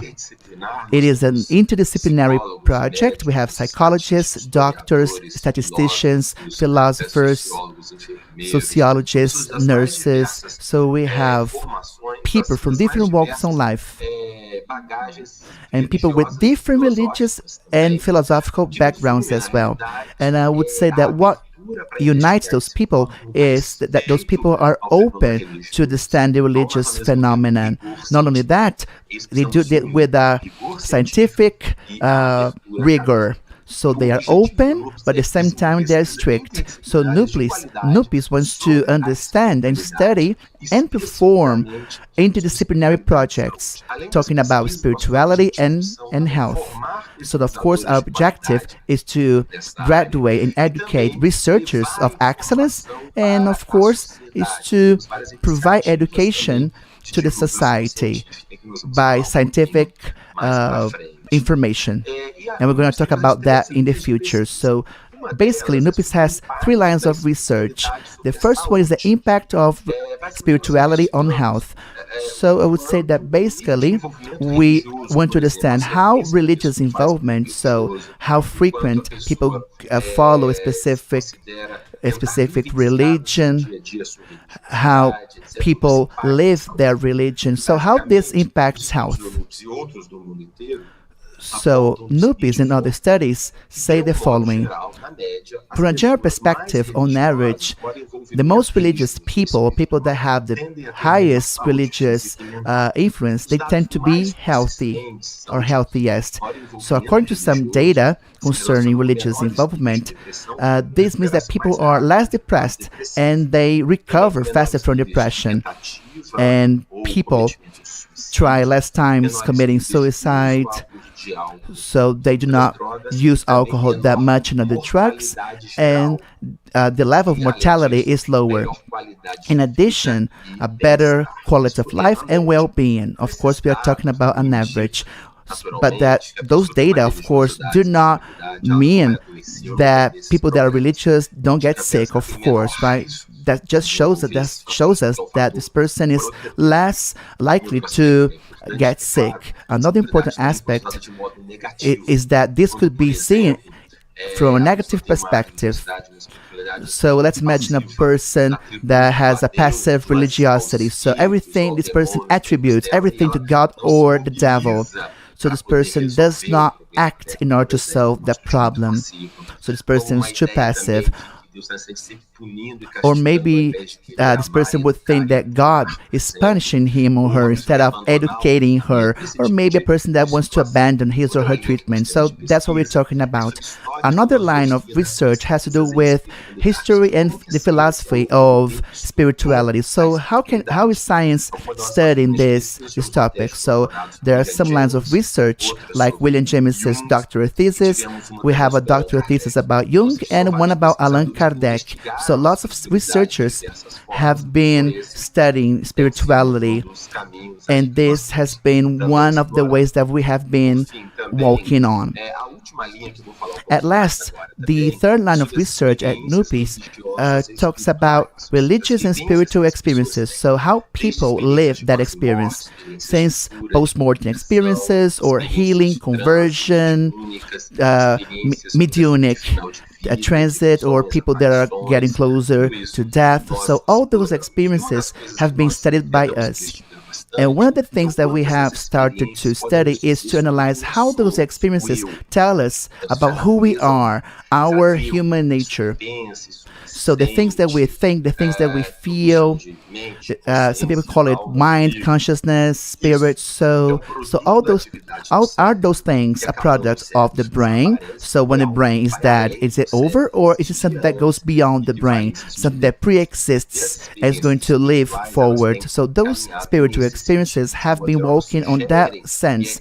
So they are the basis of those people's religious beliefs. So we are more than just a body. So we have our study group has been studying this, and we have been publishing. We published a book about that, exploring the frontiers of the mind and brain relationship. As you can see here on the screen, it has been translated into Portuguese by the Brazilian Magazine of Psychiatry, and you can find on the internet, so you can have access to the whole material. And we have also discovered that lots of research talk about such experiences, as you can see on our next slide. So we have experiences of near-death experiences. We have 2,000 articles that were published about that topic about near-death experiences. So those near-death experiences are really studied, and there has been a growth in studies or out-of-body experiences. I would say we have been having lots of studies talking about end-of-life experiences. So this way, science does not have to be materialistic. So science does not have to think or understand that the material aspects explain everything. So from a scientific perspective, a consciousness, mind, could also be a natural element that belongs to the universe, something that is not necessarily physical. So this doesn't mean that it is not something rational. It could be explored from a scientific perspective. So that is something that we have been studying. So when we talk about spiritual experience and people we have talked to, there are two bigger perspectives in the academic environment. One is that some people deny the ontological reality of the spiritual dimension. This means that people that have had a near-death experience or out-of-the-body experience or get in contact with a spiritual entity or something like that, this person, in fact, is not really accessing something that does not exist. In reality, according to that perspective, those things are projections of fantasy, of wishes. They are illusions. So they're merely illusions. There's another perspective that accepts the possibility of an ontological reality of that spiritual dimension. So that spiritual dimension truly exists. And thanks to those experiences, this person is able to access another dimension of the universe. We call this expanded naturalism. So it's not something supernatural. Everything is natural. Nature goes beyond what we just see. So nature includes consciousness, awareness, and the soul. So those spiritual experiences are windows to a different aspect of reality, and of course another source of knowledge, because most religious traditions are based on such assumption, on such knowledge that we acquire via those experiences. So this is one of our proposals, and it's something that Nupes has been studying. And let me just say something. It is not true that science necessarily implies in a materialistic perspective of the world. No. Since the very beginning of science, the founding fathers of modern science, such as Francis Bacon, René Descartes, Isaac Newton, Galileo, Kepler, Robert Boyle, all those founding fathers were religious, and most of them were motivated, spiritually motivated, to understand nature, explore nature, because in order to explore nature and in order to explore the creation, it's a way to honor the Creator and to praise the Creator. So as you can see, there are lots of neuroscientists, scientists, philosophers, they accept the possibility of a non-physical perspective of the world. So the human being can be something beyond just neurons. So this is a very important aspect. So that's the iceberg image. So sometimes we see the material aspect is based on something really deeper. So even when we talk about material things, we now know that the things that we see, the material aspects, is just 1/10 of all the matter of the universe, called dark matter. It's something that people do not know what it is.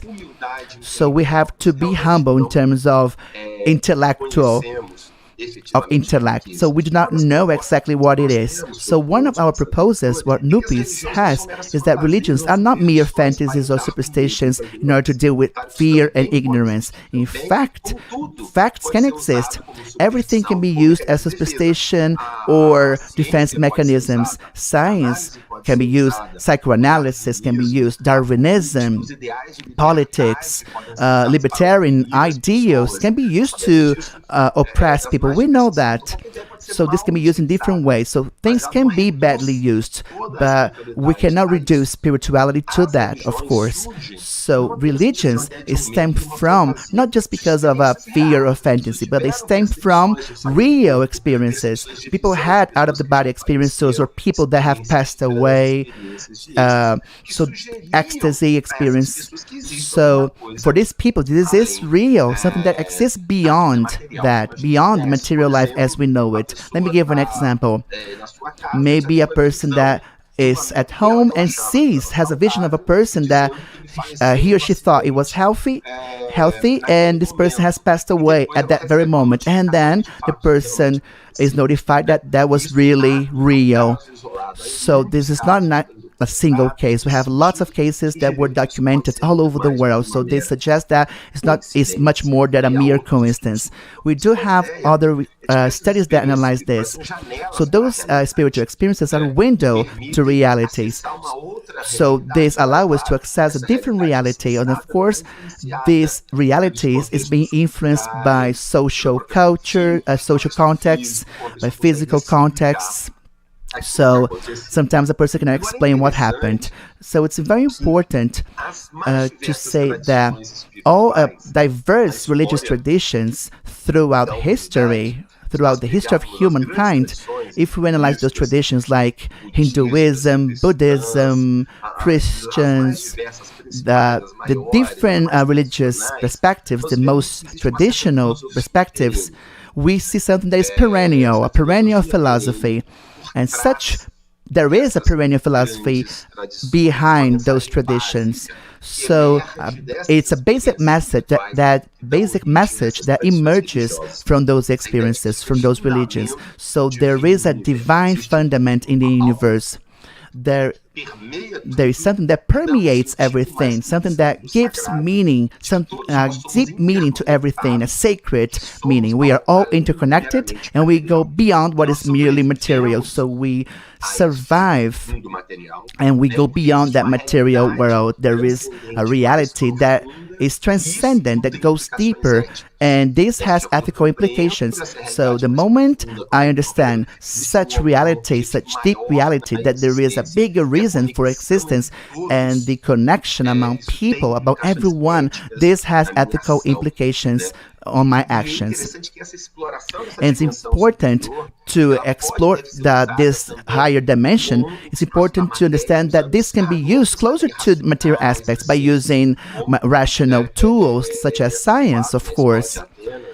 We have the picture of the School of Athens. So as you can see, Plato is pointing upwards to the ideal and spiritual world, and Aristotle is pointing downwards to the material world. So it's important to integrate those aspects. So you cannot affirm one idea and deny the other. So within those experiences, nowadays at NUPIS, we have been developing 2 lines of research and collecting reports from all over Brazil with people that have had near-death experiences, people that were seriously sick, people that were at risk, they were on the verge of death. So those people they had transcendental experiences. So those people are mostly welcomed. So you can access our site or our WhatsApp number to report your experience. Our website has a link, so you can access it and be part of the research. And you can also be part of the group. And we also want people that have some experience about past lives. So maybe when you were an adult, something spontaneous when you were a child, maybe something, maybe a memory that was evoked due to hypnosis. So everything's part of that. So just have to get in contact with us via the website in order to help us to understand this. So nowadays we have 600 reports of alleged memories from past lives in order to make us understand what those experiences are and the impact those experiences have on people. So people that have had those experiences, those people, they are likely to have a more spiritualistic perspective towards life, and they are likely to understand those perceptions as true. They believe in this transcendental spiritual aspect. So this is something really important. And to wrap up, when we talk about the implication on health, we really like to talk about something interesting. We do not want to deny the material perspective. No, we want to complement it. So when we talk about health, when we deal with problems and challenges, so when we talk about spirituality, we are not denying the physical aspects, the psychic aspects. So that's why we are promoting a biopsychosocial spiritual perspective. So we have to take into account the biological aspect, my body, physical activities, diet, use of drugs, healthy eating or not, the biological aspect, genetical aspect. When it comes to psychological aspects, so how I see the world, so if I had traumas or not, social aspects, so the environment where I am, how do I relate to people, and of course the spiritual dimension. So everything is intertwined. So as you can see, the balance, so the health is something dynamical. We have pathogenical aspects and salutogenical aspects that generate health. So when those biopsychosocial spiritual aspects are more important than the salutogenical aspects, I get sick. But when I want to treat or prevent problems, so I want to reduce the pathogenical factors, I want to increase the salutogenical aspects, and I start to get better or to prevent the problem from happening. So let's imagine some biological problems that are pathogenical, sedentarism, bad eating, drugs, whatever. So if I stop doing that and I start working out and eating healthy food, stop using drugs and treating properly, so I get benefits. So from a psychological perspective, so how I see the world, how do I talk to people, relate to people. So if I assume a victimized perspective, or I complain a lot about things, or I can assume I want to tackle things in a friendly way, in a healthy way, to be persistent, in order to understand how learning occurs, so the balance is outweighed. Social aspects, so when I start to reinforce living with people that are healthy, in good environments, that they want to awaken my best side, so I get better. And of course, from the spiritual perspective, so I start to make use of my spiritual tools for my own growth. And this way, some aspects concerning spirituality talk about this. So how this can be practical. So there are many tools for that. One of the possibilities is the reading of religious texts. So every morning when I'm feeling pain, so you can get like for 15 minutes, 20 minutes of your day to read just one page, maybe a reflection, and then can pray or meditate, so to start your day well. So this does make the difference. Some people complain they don't have time, but imagine the following. If you just take half an hour of my life, okay, and instead of using the internet or watching a TV show, no, if you just take 30 minutes of your life, 10 pages of a book, so 10 pages a day for half an hour in a month, I will read 300 pages. So in 1 year, 3,600 pages. So at minimum, we say 10 thick books. So you see how we can do this. We can do good things without noticing. Another aspect of spirituality, meaning and purpose. So as I've mentioned, religiosity broadens our perspective towards life. So we're not here for no reason. There's a reason for that. There is a purpose in my existence. So I need to find that meaning. I need to struggle in finding that meaning. And spirituality has to do with that. So spirituality helps us to find meaning in things. So when we have to tackle a problem, facing a tragedy, of course, it's really tough, but we have to understand what opportunities this can bring me. How can I learn from this? And from a spiritual perspective, so God knows that we suffer. He does not give a problem that we cannot carry.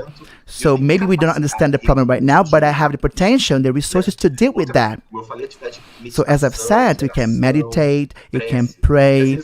So, and sometimes when people do not get so excited and making rush decisions, you can calm down, meditate, pray, and then you have to slow down and establish a higher connection and searching for those actions. And you can watch TV shows, listening to music connected to this area, voluntary service, so you can go out and do all the volunteer work.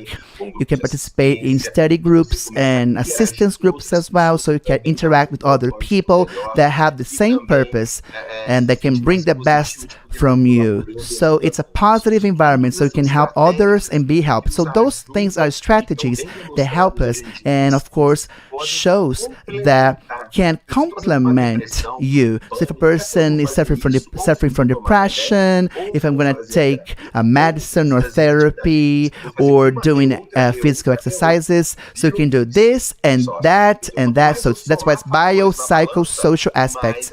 So the more I do better things, the better for me, of course. My health will be better. So this is a bird's eye view of my lecture. There are other aspects that are related to this. We have been talking a lot about this on Nubi's channel on YouTube. We have been doing this for 6 years. We have a partnership with LGW. We have more than 200 videos, the best thinkers of the world from different knowledge areas, from the best universities, Harvard, Oxford, Cambridge, USP. We talk about diverse topics and different topics about health. So it's for free of charge, so you can access those videos. Thank you very much. And if you want to know more information, have our website. You can talk to us via social media. So thank you very much once again for LGW for its role in assisting and of course by promoting the dialogue, a healthy dialogue that is adequate nowadays, very mature towards the growth and the relationship between science and faith. Thank you very much. Another excellent lecture with the renowned researcher, Professor Alexander Moreira Almeida. He's a professor of psychiatry from Juiz de Fora, founder and director of the Nucleus of Research in Spirituality and Health, NUPIS, coordinator of the Spirituality and Psychiatry sections of the World Psychiatric Association and the Brazilian Psychiatric Association. A very good friend, always taking part of the Spirit and Science World Forum here at LGW. So thank you very much for all the NUPIS participants. They are here watching us, celebrating the 20th edition of the Science and Spirit World Forum here at LGW. So now we have our final session. And let's wrap it up. So now we're going to have the lecture by Dr. Kenneth Pargment. Kenneth is a clinical psychologist and professor emeritus of psychology at Bowling Green State University, Ohio, USA. He is one of the world's leading authorities on the study of the relationship between religion and mental health, and the author of The Psychology of Religion and Coping, Theory, Research, and practice, and he's considered to be the best reference of its kind for therapists. And now he's going to talk to us about now. Hola, I'm honored to be here presenting at the 20th anniversary of the Spirit and Science World Forum, and I'd like to give particular thanks to the president of LGW, Mr. Paiva Neto. It's customary when we meet each other to ask, how are you? And in the past, the question has been a pleasant formality, often answered by, I'm fine. How are you? But no longer. Nowadays, how are you is met by a number of responses. I feel like I'm going crazy staying at home. I don't know what to do. I have to work, but I don't want to send my children back to school. My mother just tested positive for COVID, or I'm so angry with my government. Pleasantries just don't seem to have a place in the midst of a pandemic, a metaphorical plague. COVID-19 has threatened and damaged us in many ways. Just consider this very partial list of stressors. They include our own fears of contracting the virus, concerns about the well-being of our loved ones, financial insecurity and loss, social isolation and disconnection, difficulty accessing health care, many other losses, unacceptable conflicts, and systemic inequity and racism. I should add that stressors among healthcare workers have been even higher. In a national survey of healthcare workers, this is March of 2020, 90% were worried about the lack of protective equipment. 87% worried that people aren't going to be able to get medical care. And almost 70% worried about their own risk of exposure. COVID-19 has affected people on many levels. We're well aware of the impact of COVID-19 on the length of our lives. In the United States, over 200,000 people have died. I checked the last figures I could find from Brazil, and the numbers in Brazil are over 147,000 deaths. And we're well over 3 million deaths worldwide. It's important to add that we know that a significant percentage of people who've had the coronavirus are what's been called long haulers. They've contracted the virus and now have long-term cardiac, pulmonary, and neurological effects. There are also mental health effects. One survey of people in the United States in July found that 53% believe that the virus has negatively impacted their mental health. 60% believe the worst is yet to come. And 40% report symptoms of anxiety and or depressive disorders. Once again, we see that healthcare workers are particularly vulnerable, especially workers in emergency rooms, where there are high levels now of PTSD, anxiety, depression, anger, fear, and stigma from the community as a result of their work with infected people. Other effects are likely down the road. Long-term addictions, suicidality, social political conflict, as we see in a number of countries now, and family violence and breakdown. At the risk of sounding gloomy, I suspect these physical, psychological, and social effects will continue to ripple out, touching many people in many ways over many years. Why should COVID-19 have such power? Given everything I've reviewed, you may feel the answer is pretty obvious. But I think the listing of these COVID-19 stressors and physical and mental health effects suggests that there's something going on, something in the background that really needs to be brought to the foreground. And I'd like to do that with you right now. COVID-19 has shaken us to our core. It's touched us at our deepest levels.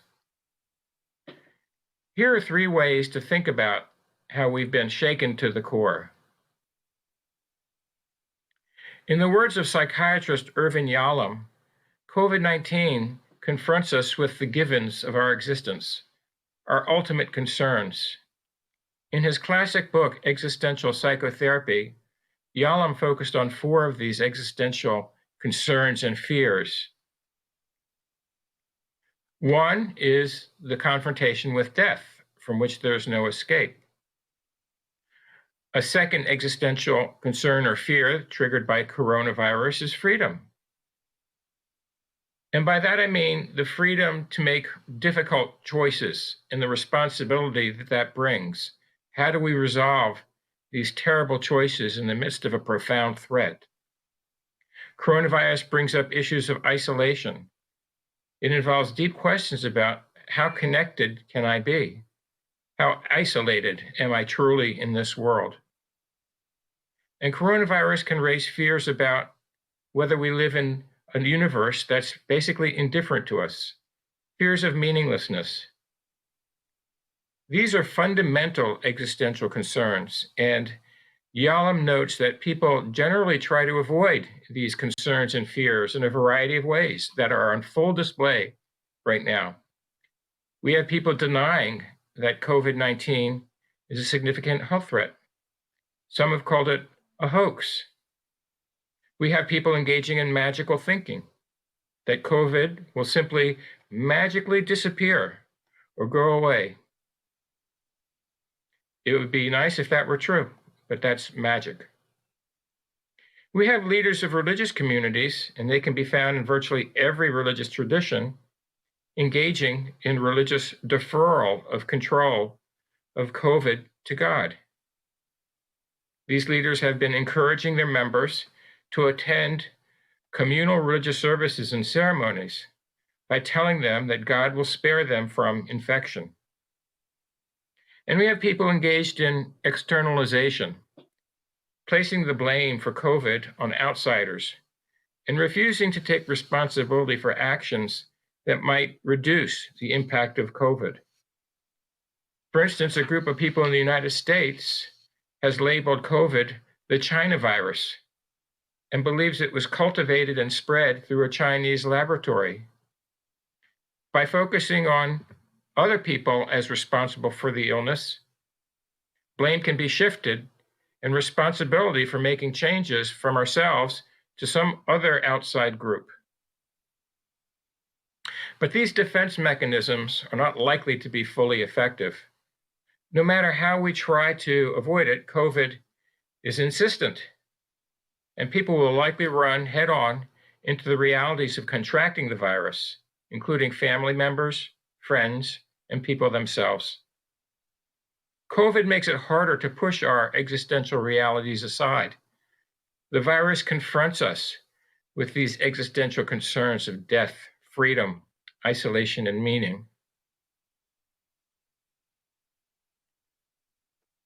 In her classic book, Shattered Assumptions, Toward a New Psychology of Trauma, psychologist Ronnie Janoff-Bowman coined the term assumptive worlds to describe the fundamental beliefs and values we live by in our dreams for the future.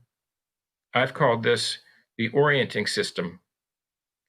Our assumptive worlds or orienting system allow us to navigate through the perils and pitfalls of life while maintaining our our emotional equilibrium.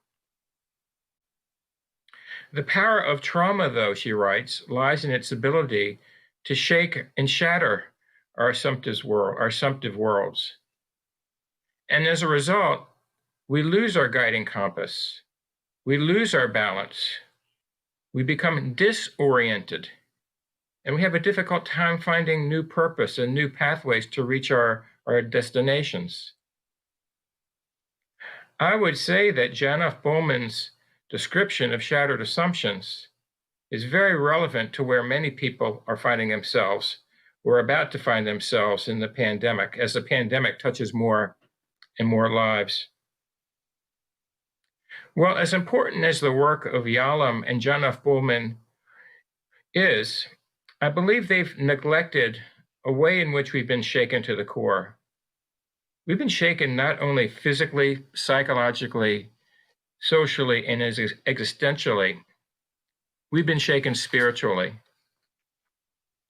COVID-19 has raised profound tensions, questions, and conflicts about what we hold sacred.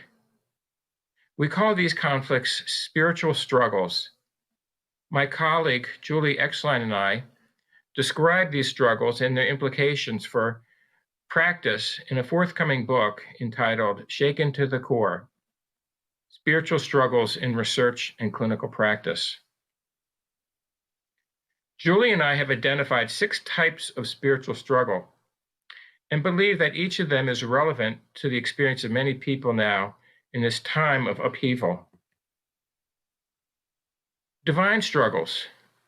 These involve feelings of anger at God, punished by or abandoned God, or feeling unloved by God. Demonic struggles involve feeling attacked or tormented by the devil or evil spirits. Doubt-related struggles involve questions about fundamental religious claims. Moral struggles, wrestling with efforts to follow higher principles and the challenges that arise when we fall short. Struggles of ultimate meaning, whether life has a deeper meaning and what that might be for an individual. And interpersonal struggles, these are conflicts of people and institutions about sacred issues. Trauma creates its destructive effects in part because it does shake people to the core, and the core has a spiritual component. Julie Pomerleau, one of my wonderful graduate students, and I conducted a study that illustrates this point. If you look at this somewhat complex figure, I'll explain it to you. What it describes is the results of a study of a representative national sample of people in the United States. And not surprisingly, we found that people who had encountered more stressful life events showed poor mental health. This has been shown in many studies. Stressful life events are tied to poor mental health. But we also found that the effects of trauma on mental health were mediated by spiritual struggles. What does that mean? It means that people who experience more spiritual struggles following life crises were the ones at greatest risk for mental health problems. In other words, stressful life events appear to produce their effects on mental health and adjustment in part because they trigger spiritual struggles. And those who avoid spiritual struggles following stressful life events are less likely to suffer mental health problems. So whether stressful life events like coronavirus lead to trauma and problems may in fact depend on whether or not coronavirus has triggered spiritual struggles.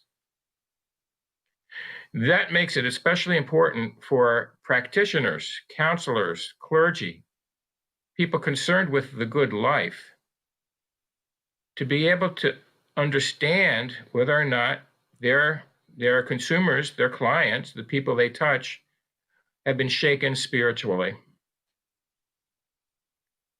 And I want to stress that spiritual struggles, and coronavirus in particular, that COVID-19 has touched not only the people around us, we've been touched ourselves too.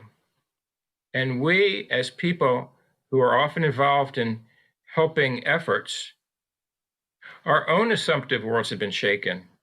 And we too are facing our own existential and spiritual struggles. We've been shaken to our core. And many of us may be feeling a sense of brokenness and woundedness. Not only that, the coronavirus and the racial and political conflict that's been unleashed reveal underlying cracks and fissures and rifts in ourselves and in our world. One woman in the United States said she's suffering from low-grade depression, and here's what she wrote. Not just because of the quarantine, but because of the racial strife and just watching this political administration. Watching the hypocrisy of it day in and day out is dispiriting. I'm waking up at night because I'm worrying about something where there's a heaviness. It's been disheartening to see so many people who've grown tired of staying at home because the virus didn't impact them. Well, it turns out these are the words of Michelle Obama, President Obama's wife. And it illustrates how even the most positive among us, including caregivers, can feel a sense of woundedness and brokenness in these times. As we await a vaccine, much of our work now in mental health, in the mental health profession, involves crisis intervention, helping people regain their equilibrium and ride out this storm. But I don't think our jobs will end there. They won't end with crisis intervention. In fact, I believe that will be just the beginning. With time, it will be increasingly important to be able to help people who are struggling with shaken worlds, repair the deeper damage to their existential and spiritual wounds, and move from brokenness to greater wholeness.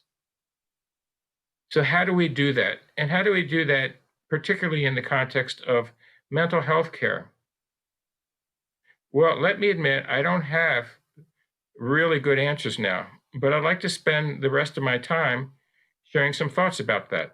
I'd love to hear your thoughts too. First, to repair the human spirit, we need to be able to engage in a deeper conversation. We'll need to go beyond our usual focus on the problems that people bring to counseling and move beyond those to encourage a deeper dive into the existential and spiritual questions, conflicts, and struggles that are likely to arise. This won't be an easy task given our tendency to minimize and diminish pain and suffering. How do we encourage this deeper conversation? Well, on this slide, I'm showing you some of these deeper questions that can elicit deeper reflection and a conversation that goes beyond superficialities. And I found these questions to be very meaningful. They're not explicitly focused on God, church, anything divine substantively, but they raise that possibility. So questions such as, what causes you the greatest despair and suffering? How has this experience changed you at your deepest levels? How has this situation shaken your faith? What are your deepest regrets? These are simply questions that open the door to a deeper conversation. And as important as it is to raise these deeper questions, it's important to listen more deeply as well, to listen with what one psychiatrist called the third ear, to listen for the deeper level of pain and suffering and problems that people can bring. And if we listen with that third ear, then it becomes an invitation for us to engage people more deeply as well. Second, to repair the human spirit, we desperately need ritual. One of the most important functions of religion lies in its ability to help people navigate their way through critical life transitions. Every major religious tradition provides its adherents with rites of passage that mark the beginning of life, the transition from childhood to adulthood, the joining of two individuals to make a marital unit, and the transition from life to death. These are, in the words of Edwin Friedman, hinges of time. I love that phrase, hinges of time. Doors that swing open and reveal a deeper transcendent dimension to our days on earth.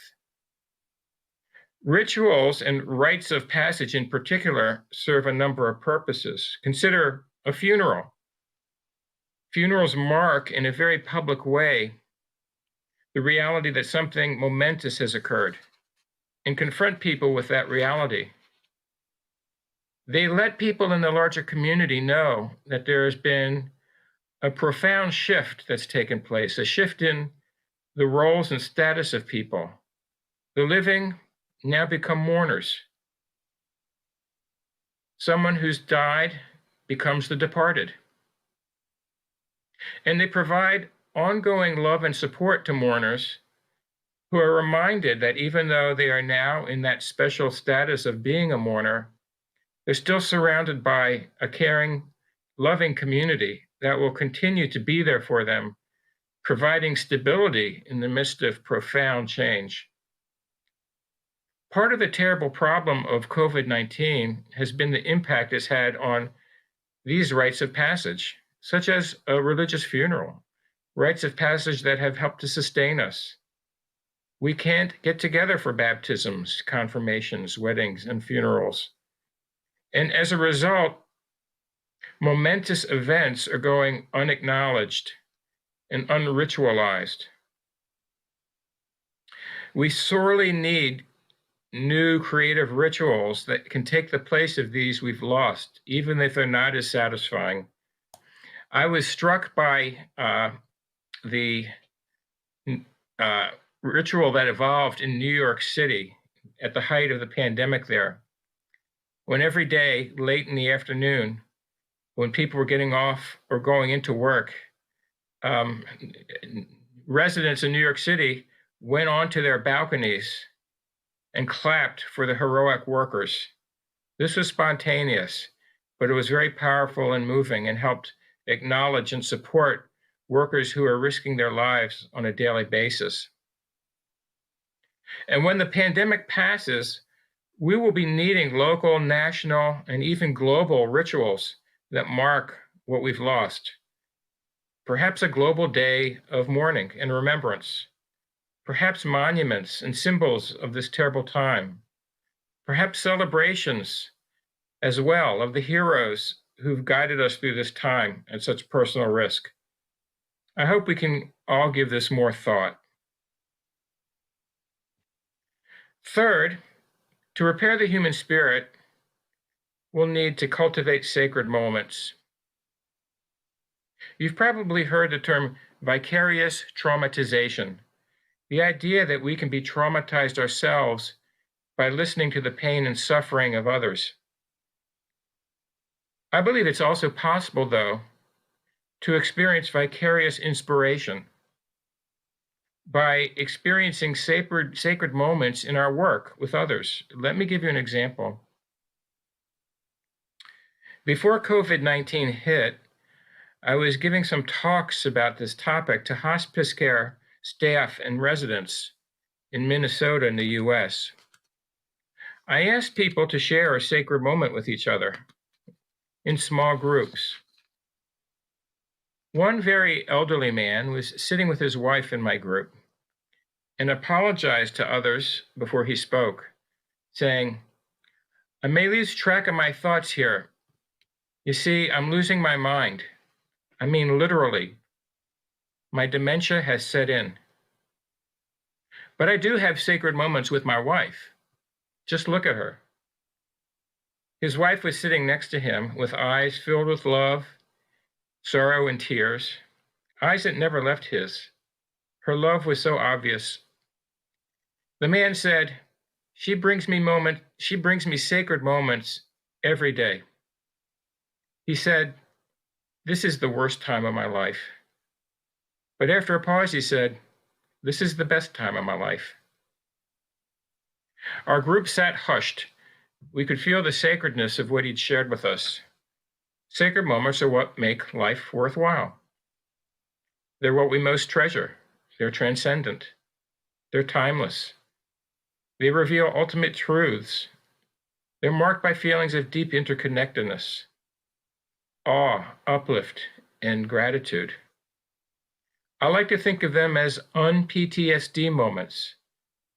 Like PTSD experiences, they're seared into our hearts and minds and souls, but in a positive way. Sacred moments we experience, I believe, are what sustain us through our dark times. And through my wonderful collaborators, Jim Lomax and Serena Wong, we've been able to study sacred moments and to demonstrate how they facilitate well-being. So I'd like to share a sacred moment experience with you here, give you a chance to reflect on a sacred moment of your own. It'll only take a few minutes, and I promise you it won't hurt. I'd like to ask you to settle into your chair and breathe regularly with your hands resting comfortably and your feet touching the floor. Close your eyes if you feel comfortable that way. Otherwise, settle your gaze on a space that's close to you. Picture a storage trunk in your mind. See if you can envision this chest. It contains your most treasured moments. Now imagine opening your treasure chest. Inside are life's most treasured moments, all collected in one place. You begin to sift through your treasure chest of memories. As you move through your memories, see if you can find one sacred moment. Maybe you experienced it in an encounter with another person. Maybe outdoors. Maybe in response to a piece of music. Or maybe in something seemingly ordinary. In any case, it's a moment in time that feels set apart from the others. When you connected with something greater than yourself. Perhaps it's a moment that lifted you up. A moment that opened your heart to something really real. A moment of deep connection. And as you hold this moment in your mind, perhaps the edges of it even glow. Let the essence of this moment wash over you now and into you, warmly enveloping you into this sacred memory. Perhaps you're wholly absorbed into this scene. Breathe it in. Draw what you need from it, whether it be comfort, gratefulness, or love. Take in all that you need. Continue to be in this sacred space for a while.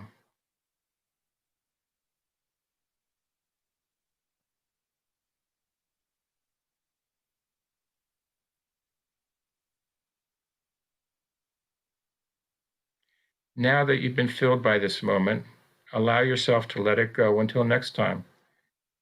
It will always be there for you. You can return to your treasure chest anytime. Now gently turn your attention outward into the room and into the present. And when you feel ready, open your eyes. Sacred moments help us shift from ordinary experience to extraordinary experience. But what makes sacred moments extraordinary is their location in everyday human experience. In sacred moments, the ordinary becomes remarkable. In this vein, a Buddhist monk once said that the miracle is not walking on water, but walking on earth. Finally, to repair the human spirit, we need to foster a hopeful, guiding vision. When we're feeling hopeless, religious and spiritual resources can be important sources of an ultimately hopeful guiding vision that sustains us through difficult times, helps us let go of our pain and of our losses, and propels us into a newly envisioned future. In a study of adults coping with the stresses of the coronavirus, we found that positive religious and spiritual coping resources were especially helpful to people who are experiencing the greatest sense of hopelessness. Those who had more hopeful visions were able to achieve greater well-being. What are these hopeful visions? In spite of their differences, the world's religious traditions share in providing their adherents with an ultimately hopeful guiding vision. Christians hear that the fruits of the Spirit will cast out fear.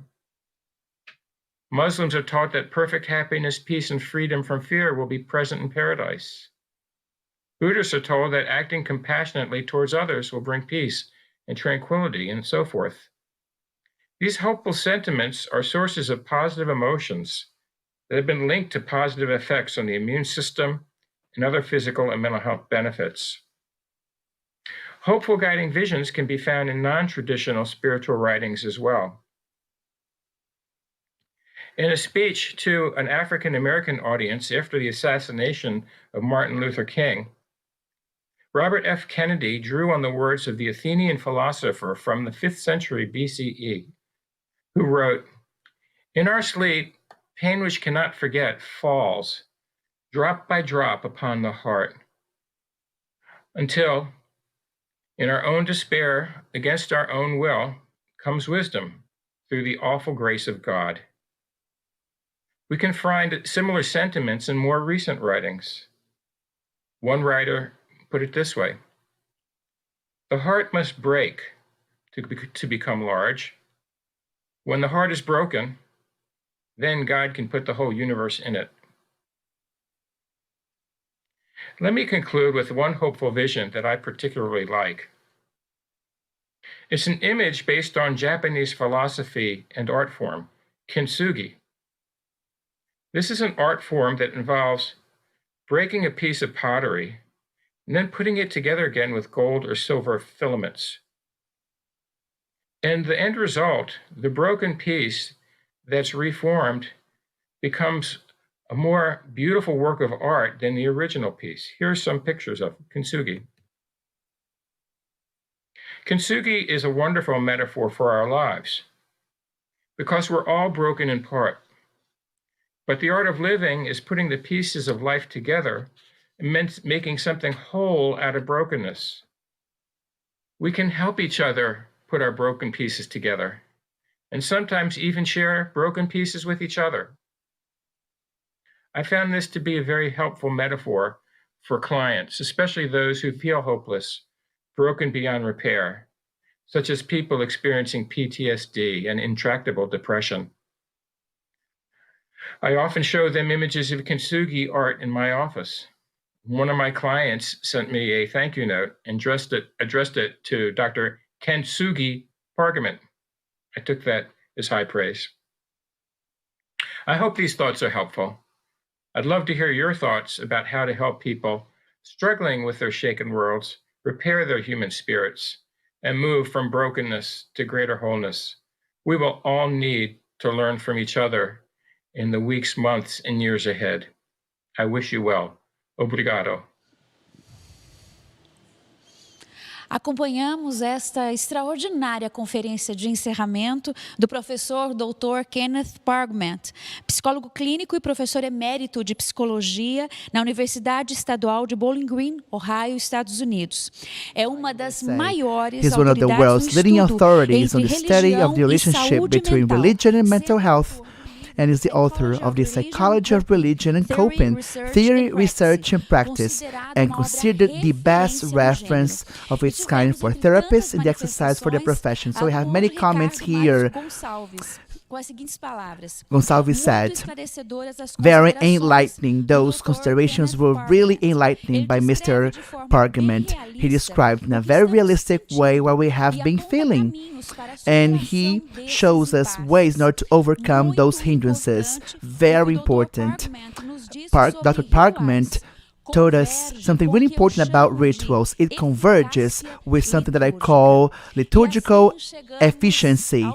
So now we have reached the end of our event that celebrates the 20th edition of LGW's Spirit and Science World Forum. So you're here with us and so many good things that happened during those Tuesdays. Right, José Bertolin? Yeah, we got really happy by the participation of everything, all the lecturers.